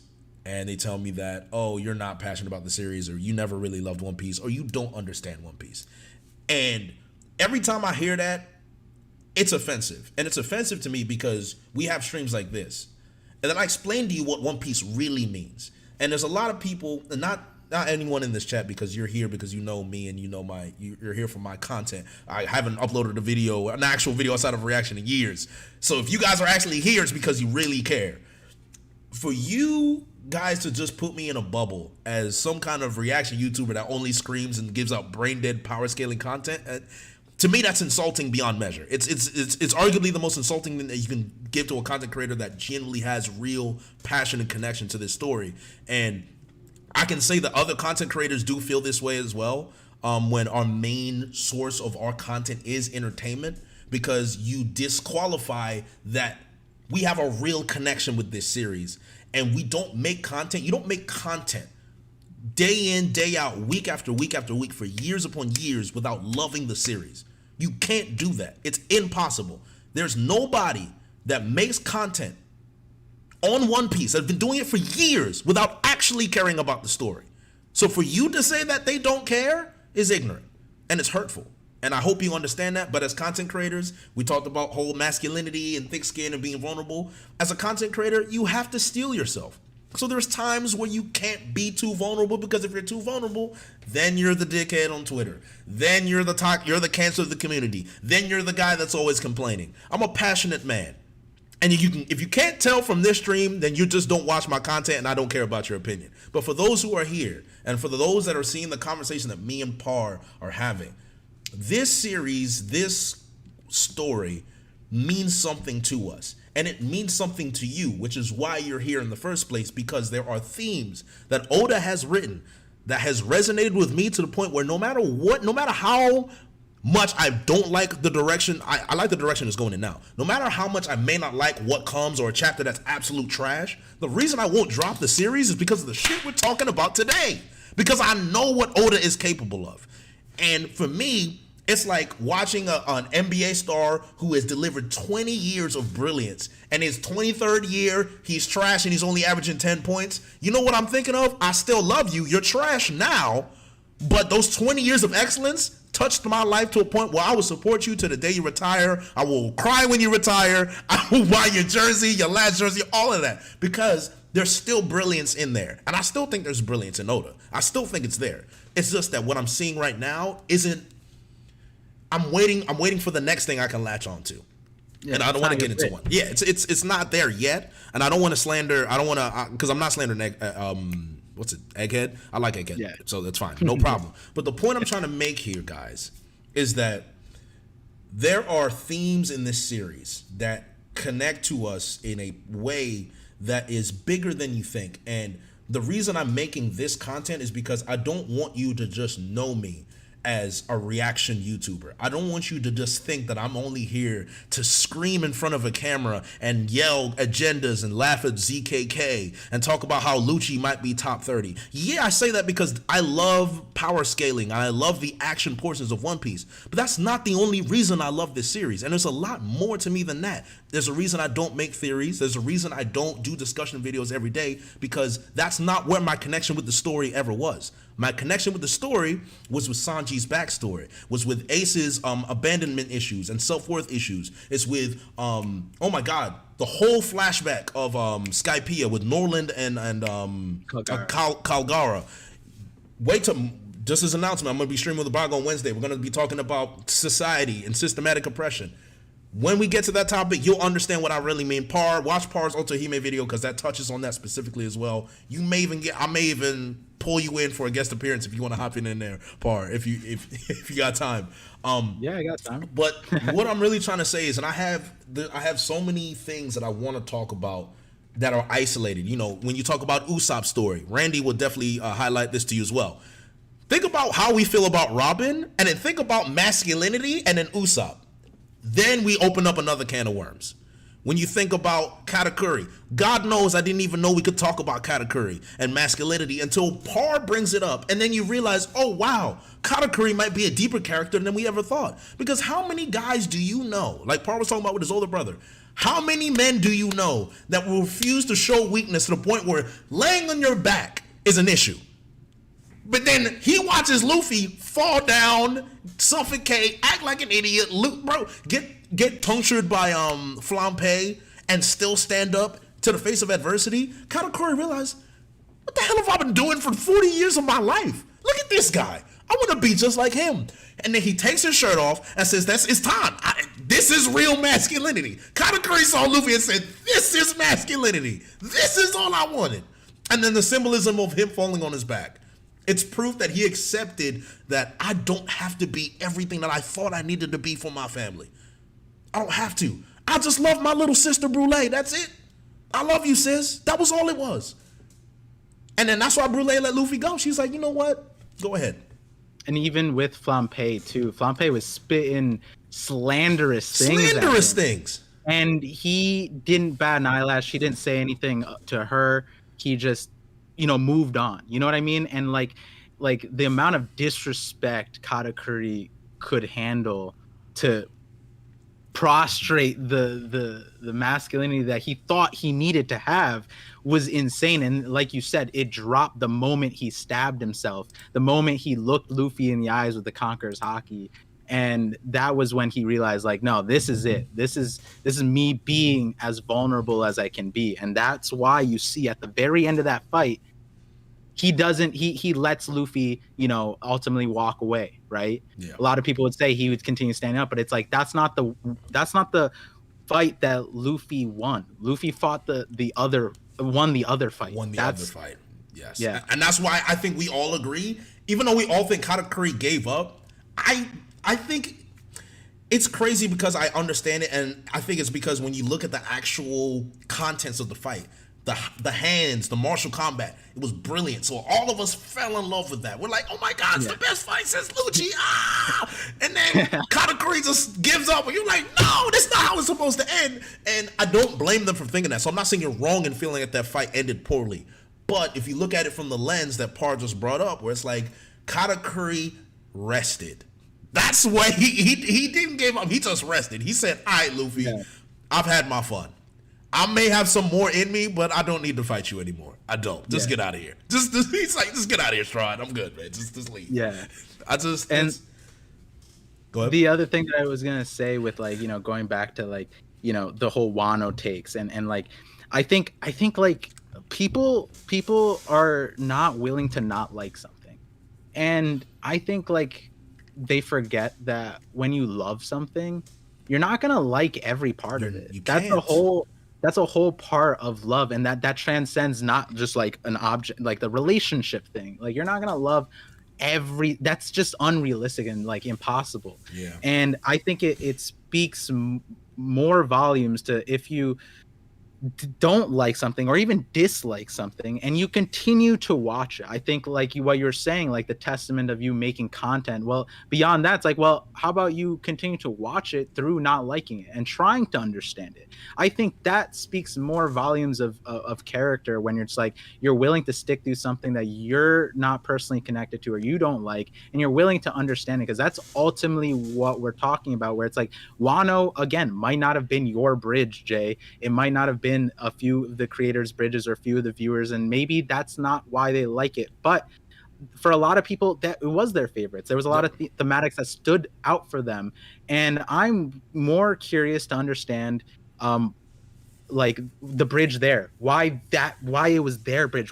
I loved Wano. There's a lot of things I did connect to, and there was a lot of arcs I did connect to. And I think when I sit back and I people who hate arcs that I really like or hate arcs that are more popular, I feel like maybe they aren't disconnected to the story as much if you ask them why they don't like it, right? And really break it down and ask, like in a lot of classes or psychology, it's like you ask why 5 times and then you start getting the real answer. And I think a lot of us aren't vulnerable enough to share why we don't like something. Truly, like we're more willing to hide behind like a masquerade of like, oh, it's because of this, and this. Whereas like it makes more sense of like, maybe I don't like Whole Cake Island because the decision Sanji made like during that whole thing, I really disliked, because personally that happened to me in my life, and I didn't like seeing that happen in the story, right? And it didn't go the same way Sanji did. That's a way more nuanced answer to not liking something, right? Yep. And I think that's where it's like people aren't willing to share that nuance and aren't willing to understand like, hey, Jay, why don't you like Wano? And then I brought you onto the stream and I was like, why don't you? And then it's like, wait, this makes complete sense why he doesn't like the current story. It's because it's like right now we're not getting the things that makes Jay's brain race. Like, how many times have you guys, if you guys have been on my streams or in any of my videos, you can hear like you guys say something and then my brain start racing. When I said the katakuri thing, did you guys see Jay's brain racing? Like that happened on the previous stream too. And you can clearly see it's like not everybody has to like the same thing, not everyone has to see the story in the same way. I think you have to be open to realizing that people love things for different reasons and they don't have to love what you love. And if they don't love what you love, then you don't have to slander them for that. You just have to acknowledge that there's a difference, right? It's a little difference, yeah. As much as we say like, there's the One Piece, it's like the One Piece so far from the story that we've seen Luffy isn't about Luffy becoming like everyone else or making everyone like him. It's more that he's allowing everyone to live the way they want to live and live freely, happily, without being afraid of being who they are, right? And I think we just saw in this recent chapter with Luffy and Vegapunk. Vegapunk shares his dream. I want free energy for all. And Luffy's like, well, that's cool.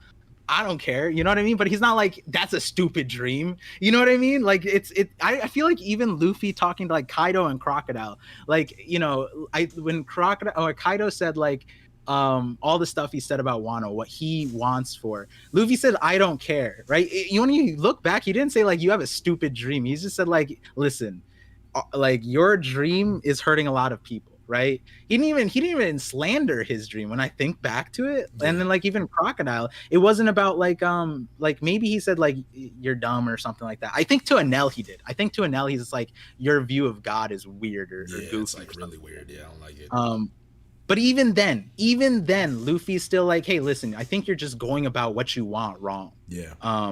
And I think like ultimately when we come back to being a community, I think all of us, not like, it's not like another thing that people will take from this stream. I feel like, and me and Jay talked about this, is like, oh, people are going to be like, you're on your moral high ground on the high horse with this thing. And it's not that. Like everybody's working towards something, right? I think we all have to be willing to be more vulnerable and accept that like, hey, this part of the story isn't for somebody. Maybe they're going through something. Maybe this attached to them in a different way. And I'm more curious in understanding why people like and dislike things, and I'm open to having that conversation. I'm glad you are too, and that's why we vibe together, And of course, and that's why we are. It's like I said, me and Par don't have the same opinions all the time, but one thing we do appreciate is breaking things down and understanding where each other is coming from in a very positive, intellectual, calm environment. And that's what I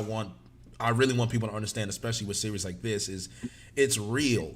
We're not trying to convince you of a stance to take. We're putting everything out in the open and saying, let's talk about it. And that's exactly what this whole series is all about. Everything out on the table, how does it relate to in real life, and then have a discussion around it. And before we go any further, I just wanted to read the super chats because we ignored them for an hour and a half.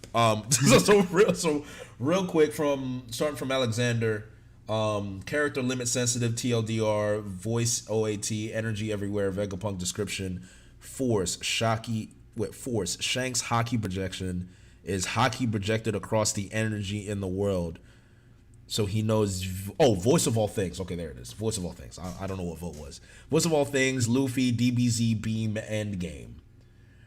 So basically, the voice of all things is hockey projected as energy across the world, and that'll help Vegapunk achieve his dreams. Anime divulge into beams. That's the other $2 donation from Alexander. How do you? What do you think about that part?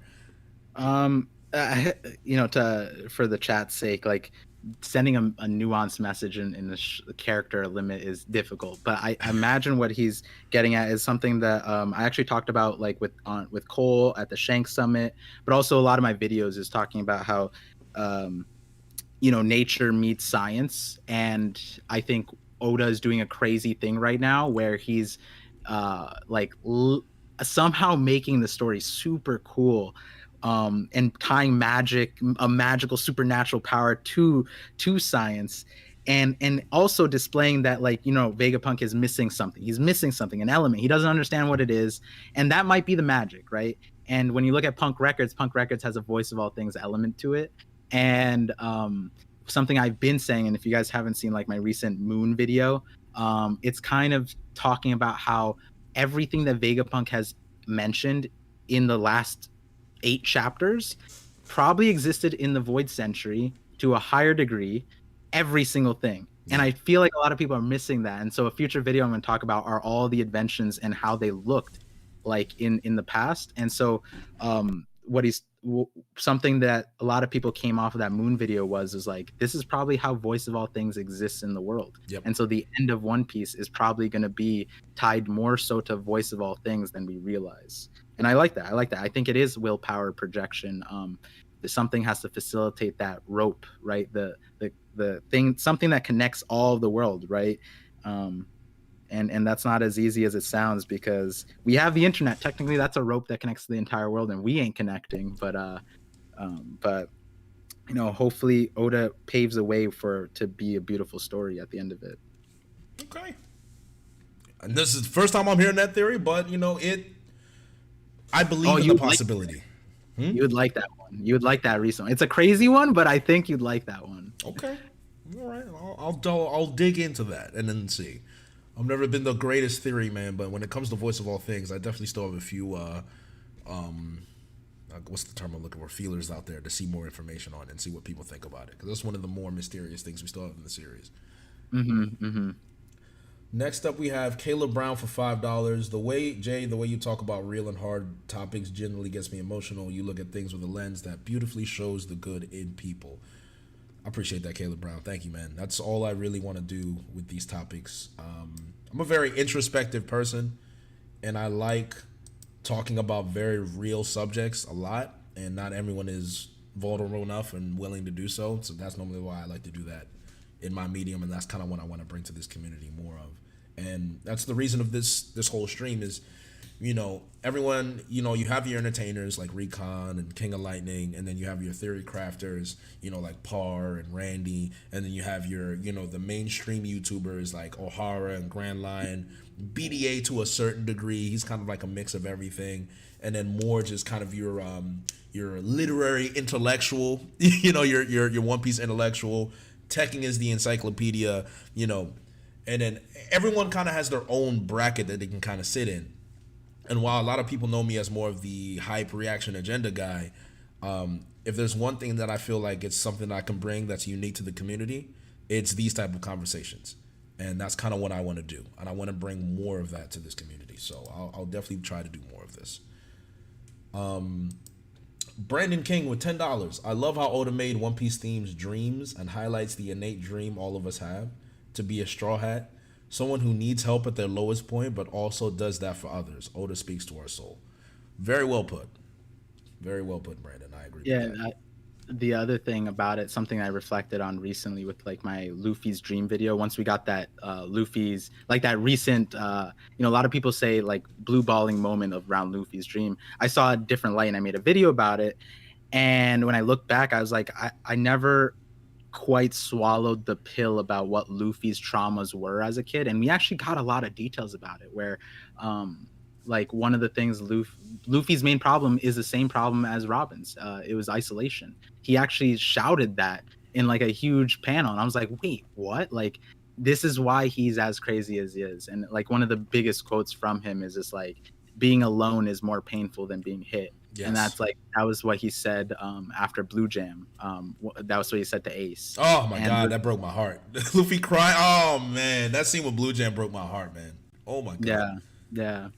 And like I think through and through, right, this conversation I don't think it is, not to use the word isolation over like to extend it, but I don't think it's isolated to Robin. I think the entirety of the One Piece story is how each of these characters out, each of these islands, how each of these worlds are isolated, and it's like, how do we bridge them? How do we connect them? I agree, man. And also, there's also a super chat for you. I'll read it for you first before I read the other ones. Okay. From Anime Dimension. Parvision, regarding slavery, which you mentioned started 200 years ago in previous videos, I think slavery was never stopped because Tequila Wolf Bridge, which the world government started building it from 700 years ago.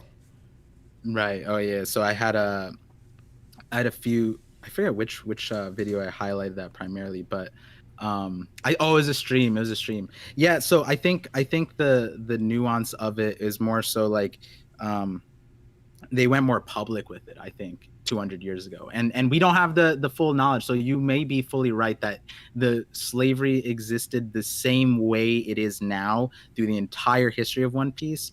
But I think from some context clues like the dentatas and like how the post Void Century was a better place, and I still have to find the source of what the wiki was referring to, but they said that slavery was like reintroduced 200 years ago. So it's a little interesting. I will be looking more into that though. Thank you, Anime Dimensions, for bringing that up. Of course. Next, we have the savage aristocrat himself, Tier 1 Will, or Tier 1 Will, I think is the plain word. Tyrone. Tyrone. The one is, yeah, Tyrone Will. What's the one? What's the one for? No, like the end of my Tyrone. God! Wow, I didn't even put it together. Oh my God, dude, it took me forever too. Oh I was my- like, wait, that's so good. That's so brilliant. Oh my God, Tyrone Will. All right, did I know? I didn't. I didn't know. All right, fair enough. He won a musical emoji. Y'all swimming deep. ... Deep music emoji. What up, Savage Crew? Appreciate you, Tyrone. $99. Definitely huge appreciate. Thanks, man. Then we have Mayor with the $5. Jay, this conversation hits home a lot. Sanji hits home for me because of meeting people's expectations and failing. Thank you, Jay and Par. Sanji, I'm very excited to do the Sanji portion. I am a huge Sanji fan, as everyone knows, and Sanji is Sanji and Robin. You could honestly put them together and have one giant stream of Sanji and Robin, but I wanted to split them apart because we're going to be going over the same type of topics, but Sanji's expectations, the expectations part, that's going to be huge for me. Like, I want to talk about that in depth because I think a lot of people don't understand how expectations affect people and they lead to isolation and whatnot. So that's going to be huge. Stay tuned for that, Sanji. Yeah, to like just add on to the difference, right? It's a same story, different font in a little way, where I think it's a good thing that you separate out because Robin's struggle primarily with herself is internal, because like she is the demon and Sanji was regarded as that, but Sanji's largely has an issue with interacting with the outside world. Yeah. And that is also a thing that a lot of people who relate to Sanji, but also who share a similar boat as Sanji has difficulty with. Like, how do you interact with the world when you are this person? And we see it. This is where fiction and anime gags get a little bit in the way. When you rub those a little bit out of the way, you can see how just by Sanji acting like himself or being like something that's in his character, how loud the community is in like misunderstanding or not willing to understand. And that's how instant it is in our world, if not worse. It's even more brutal in our world if you are if you share a similar thing. Now, again, it, like, for the people who are like, well, Sanji did this and this, I'm saying, like, you for that one, there is a huge, like, Robin has the benefit of this gag doesn't overshadow the same trauma that's being spoken about, whereas Sanji's gag is overlaid over the trauma. Yeah, and that's one of the biggest issues I have with Oda using Sanji's gag a bit too much, is that it overshadows the character that he created, and that's something I've been stressing quite a bit, and why a lot of people were turned off with the Fishman Island gag is because it seems like that's all you want to show with Sanji is his gag and his moment, instead of showing the real character moment, which is why I think Whole Cake Island was a breath of fresh air. But we'll get into that, obviously, in the next conversation. But that's also a very good point, and I agree with that as well. Sanji's character has been murdered and made murky because of the gags. Yeah. We have Alex again with the $5. We'll check out your videos Par had thought about after this chapter and film read. I feel like Voice of All Things is the difference between Shanks Hockey and all else. That's Alexander. Yeah, I mean, Jay, we were sitting next to each other in Film Red, and I don't know. I was just like, hey, like you. I remember it was funny because you were like, "Is Shanks a Godfather?" And I was like, "Godfather Shanks theory." You know, like it was mad funny because Yeah. Film Red confirmed a bunch of theories for me, and I'm just sitting there like, "Hey, yo, everybody said I was crazy, but like, look what's happening." I mean, wait, can we spoil Film Red a little bit, or is it? At this point, yeah, Film Red is out, so they I should have mean, seen it. the film Elemental Hockey. Elemental. Are we gonna talk about? Are we gonna talk about the our boy Shanks and his fire sword? The exact thing that I said in the Elemental Hockey. I said we're either gonna see a lightning sword or a flame sword. We saw a flame sword out of Shanks. I'm like, hey yo, what are we talking about? Oh, not in all countries. Okay, well, Oh, I'll keep. That's my fault. Well, spoiler alert. You know, flame sword thingy. Okay, that I just spoiled anyway. All right, so that's my fault. Anywho, yo, yikes. Spoiler alert. I'll edit it and put a spoiler alert in and just pay attention to the chat. yeah, I got you. Yeah. But yes, there is a lot to dissect with Shanks's the end of Film Red, and Shanks's display is just kind of showing what's coming up in the future. So we'll see. Personally, I'm thinking that's more probably. Well, Red Hawk would go into Elemental Hockey as well. So possibly, yes. It just alludes to that more. And then Sanji also with his Ifrit Jambe, which is coming up. I'm very excited to see that. I want to see the color, and I hope it's plasma.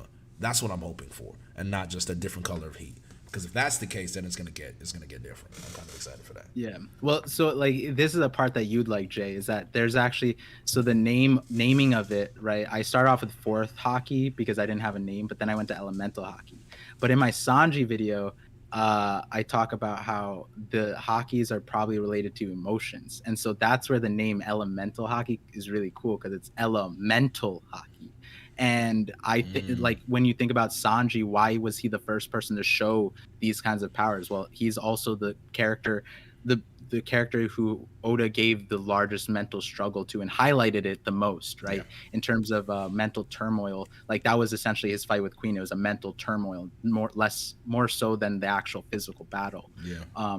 And those mental emotions display through hockey, and that's the whole concept of elemental hockey that I talked about. Yeah, I think I talk about at the end of the Reverie too, where it's like me and Ragnar were going off, and you actually had to cut me off because I was like, it was like 20 minutes, and I was answering all the questions, and it got into the emotional aspect of it. But that's where in the Sanji video, I break down the Fishman Island arc because Oda actually paralleled Sanji's story to the book Passions of the Soul, which is one of the first books of emotions written by a French philosopher, French important, René Descartes. And so when you look at what happened to Sanji in that arc, it parallels how you're supposed to master emotions. Yeah. And so Oda did it in an anime way, sure, but if you read the book, it's in there. So it's pretty interesting how that works. And all of the elemental abilities they see, they are tied to the passions discussed in that book. So there's 6 passions discussed, and Oda actually uses those words. For example,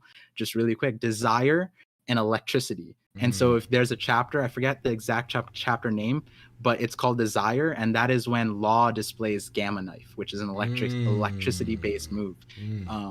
And there's a lot more to that, but yeah, it's a lot of interesting stuff. Okay, that's interesting. I wasn't aware of that.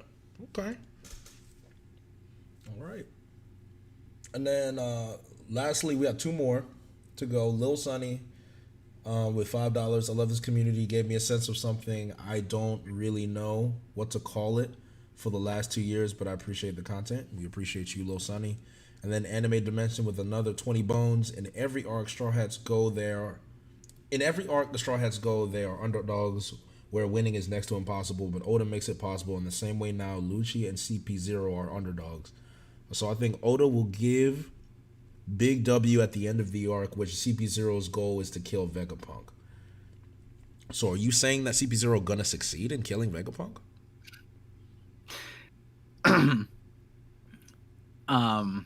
I think the underdogs, the plot armor there is reserved for the main characters. I don't know if we're gonna give Lucci all. I agree with you though that like in the sense of Lucci Lucci should lose in this instance, but I think Oda's going to create a way where he doesn't outright lose and doesn't but he doesn't outright win either. I think there's going to be something in the middle. Okay. I don't know. That's just I want Lucci to be respected. That's all I ask for. I think if he clashes with Luffy and that's all that happens, I think that's enough. It'll piss a lot of people off, but I'm fine with it. So that's all. I think Luffy getting abused by Luffy doesn't serve the purpose of it. Doesn't allow you to respect CP0 in future endeavors that they will be involved in if he just gets absolutely destroyed by Luffy. Right. Either he's gonna fight Jinbei or he's gonna clash with Luffy and disappear. That's it. Yeah. We need. I like one of the ideas was like, okay, if he fights Luffy, it shouldn't go like this. Like we shouldn't be giving him Conquerors or Conqueror's coding or whatever assets he needs to do this. But I don't know if you knew this. So Sai put me on this. So we have a talk every week about the chapter actually. And we talked in depth about it. And one of the things that really put my really put a stake into like the nail in the coffin was that Kaku said that Lucci. Oh, I gotta check the officials actually, but Kaku said that Lucci was going all out and was showing no mercy, meeting that Rokugan was still like his ceiling. And I'm like, oh no, if Rokugan is his ceiling, then he's gonna get disrespected. And like you said, I don't want that. And I think it makes more sense to let's have Jinbei do it. But then we saw Jinbei versus Who's Who. I'm not saying Lucci is Who's Who level, and there are 3 of them, but like Jinbei defending Luffy, maybe he does more, and then but I'm hoping Kuma, like the OG Kuma, comes in and like just like stalls. It just ruins everything, and I can see that coming. His last moment is trying to save Bonnie.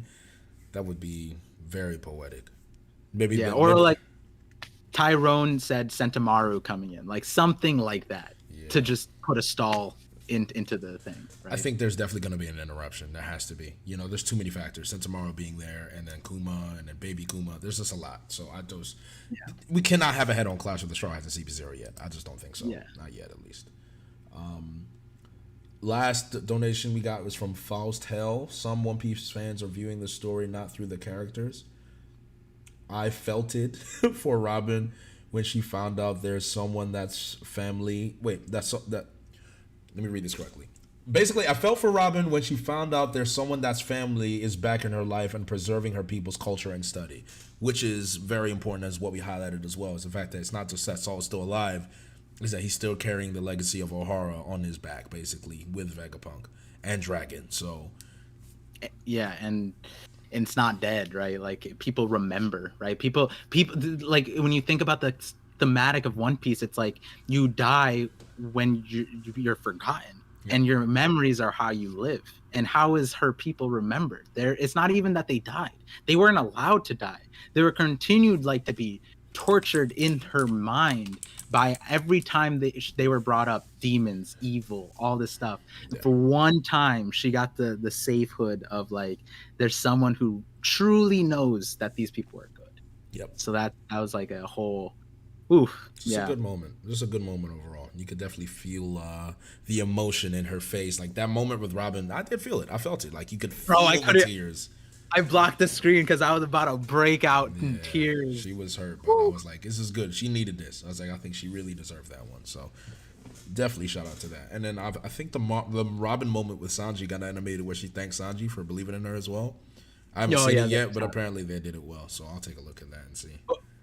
They scuffed some translations. I actually wanted to hit you up with this off screen. I know we have to end the stream in a little bit, but this is actually an important thing that who are the wings of the Pirate King? It's supposed to be Sanji and Zoro. Sanji and Zoro, right? Where's that referenced? That's referenced after. I think that was referenced right after Robin said that. I think wasn't it Robin that said that? Yeah, it was Robin who said that, right? Yes. So this is the actual translation is that Sanji is the wings. He's both the wings of the Pirate King. Oh! There is in that line, it's called the Ryo Yoku. And so that's both wings. And so if you go to the Viz, so TCB translated as Sanji is one of the wings. Toei put the full Japanese there, but Crunchyroll translated as Sanji is one of the arms of the Pirate King.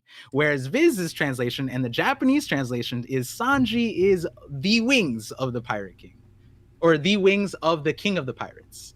Sanji is the wings. I was like, wait, what? This is a Mandela effect. I was sitting there on stream last night. I was like, wait. And I figured that you would like that piece of information. But I can see that, because if those are the wings, then Zoro would be the sword. Like that would make more sense. You know, Yeah. that would make more sense to me. It's not a slander on Zoro. It's just that it gives Sanji the credit he deserves, and you can give Zoro another symbolism. And what's better to be the sword of the Pirate King? Oh my God, do you know what I'm saying? So like, you know, I resisted the urge to be toxic. He said toxic chick about to make a comeback on Twitter. It was close. I'm not gonna lie. It appeared, but I've decided to leave that side of myself outside of these streams for. You put down the SP0, right? Yeah. I definitely did, and I could continue. I might bring those back. Now that shorts are a thing on YouTube, I might bring those back, so we'll see.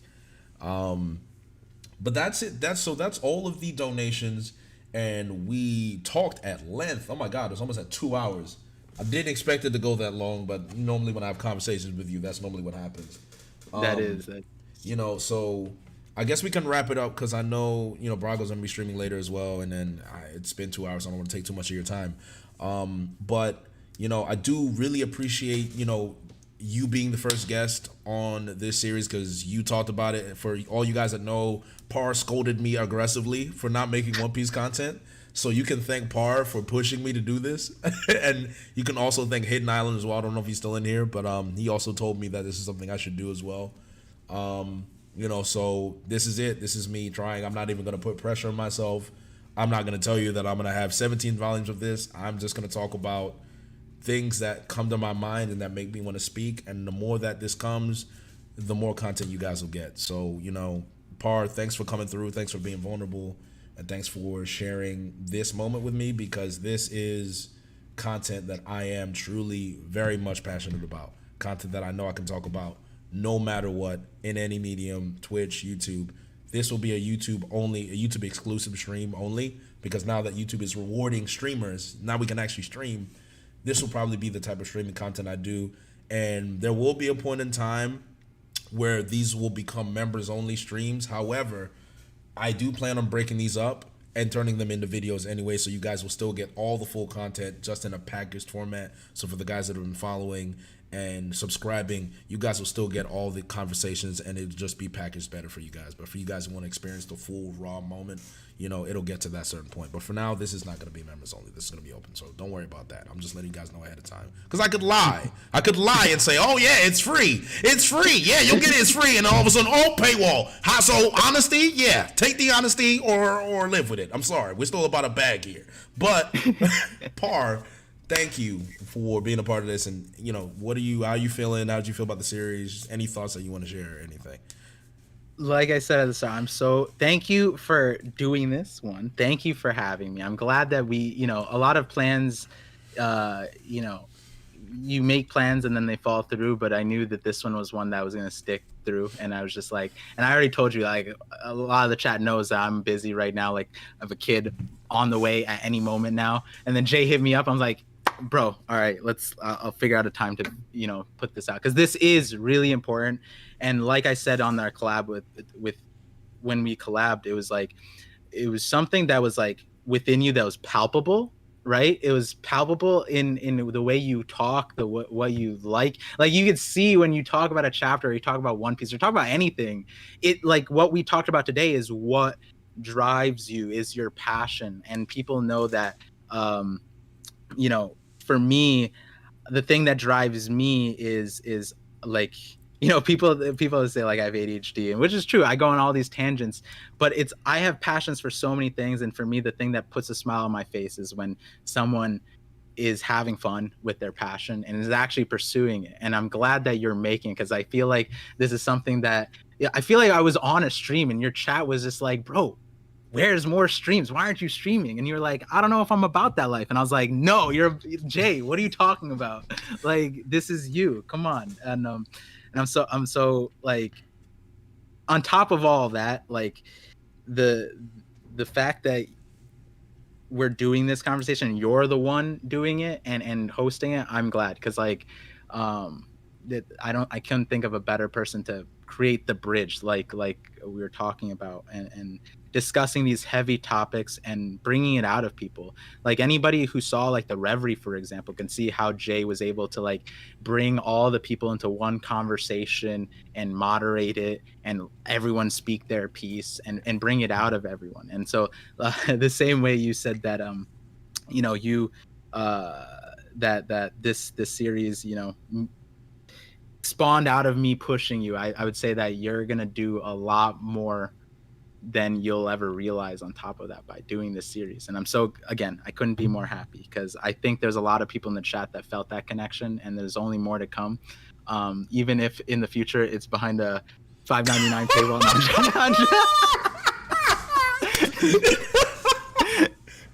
But you know, so and I think another thing that I just want to say also is like, for me, I enjoy the story in more ways than one. And theories is, I have a whole channel on theories, so you can easily see that like, hey, like he just likes speculating about the story. But if you truly watch any of my videos, or you come onto the streams, I don't care about being like right or my theories. Like, I just care about people laughing and having a good time and smiling. And if I'm right, that's a good plus. But then there's videos like Jay was talking about, like the Otahime is a Thug video, which is a hilarious title and still really like a lot of people's favorites. And truthfully, that kind of video is one of my favorite ones, where like you kind of look at a story critically and break down like a character's position and their role and the reality of the situations. Because even within a fictional story, especially with the one that Oda writes, it's like he doesn't show every single detail, because sometimes the truth is darker than he even paints for us. Yeah. And we need to shed a light on that. And so Jay, thank you for speaking the language of all people, the voice of all things, the emotions, right? And anytime you want me on this series, I'm open for it. So looking forward to it. I'll always be there. I think I might I think the Sanji series, I might have you and Cole in for the Sanji series. I don't know. I feel like we should definitely talk about that. Oh, I'm down. Yeah. So I think that would be really good. When I will schedule that. And don't forget, guys, on Wednesday we'll have the series on the Gorosei, Reverie, and Ohara. That's one that I like quite a bit. I'm a very, very big fan of those type of topics as well. So that'll be on Wednesday. So stay tuned for that. We'll be talking. Wait, like the One Piece is real, but with the Gorosei? With the Gorosei, systematic oppression. We're gonna be delving into history, human nature, power, stuff like that, and breaking down the world. Yeah, that's gonna be a very big and important stream. You know, so yeah, definitely be there for that one. That's one I took a lot of notes on that one too. Like a lot of historical examples that are gonna blow your mind in a way that you didn't realize. Oda understands the world a lot deeper than we thought. And then obviously the Fishman Island one. I don't know, Par, at this point, I want to bring you on. I want to bring you on for like all of these topics. So I'm just like, all right, well, Par got to be there for Fishman Island, right? I was like, I keep thinking like, but yeah, man, I'll make time for it. Go ahead. Yeah. No, I was just gonna say, like, this is again, like, One Piece is obviously something I'm passionate about, and you could shoehorn me into theories, but at the end of the day, I just care about more and more people loving this story. And I think that this series is the best way for people to get there, right? More than theories, more than that, it's connecting, the relatability. And so what you're doing is the best medium for what I'm passionate about. Yep. And I'll be there. That's all I wanted to be. So that'll wrap up the first rendition of One Piece is Real. I'm gonna try and do as many as I can do in the month of December, because I know how I get. So my goal is to get 5 volumes out at least, so I know it's a real series. So it's not like skip piece 1, 2, 1 and 2, and then the Trial of Century 1 and 2. Let's get the 5. So that's our goal. So once we get there, then we'll move forward to, you know, packaging it and turning it into videos. But for now, let's just have a good time. Par, thanks for coming through. If you guys have not subscribed to Parvision already, I just consider you a fraudulent member of this community. So that's That's on you. Subscribe to Parvision. And shout out to everyone in the chat. Thanks for everyone that stayed. Thank you to everyone that donated as well.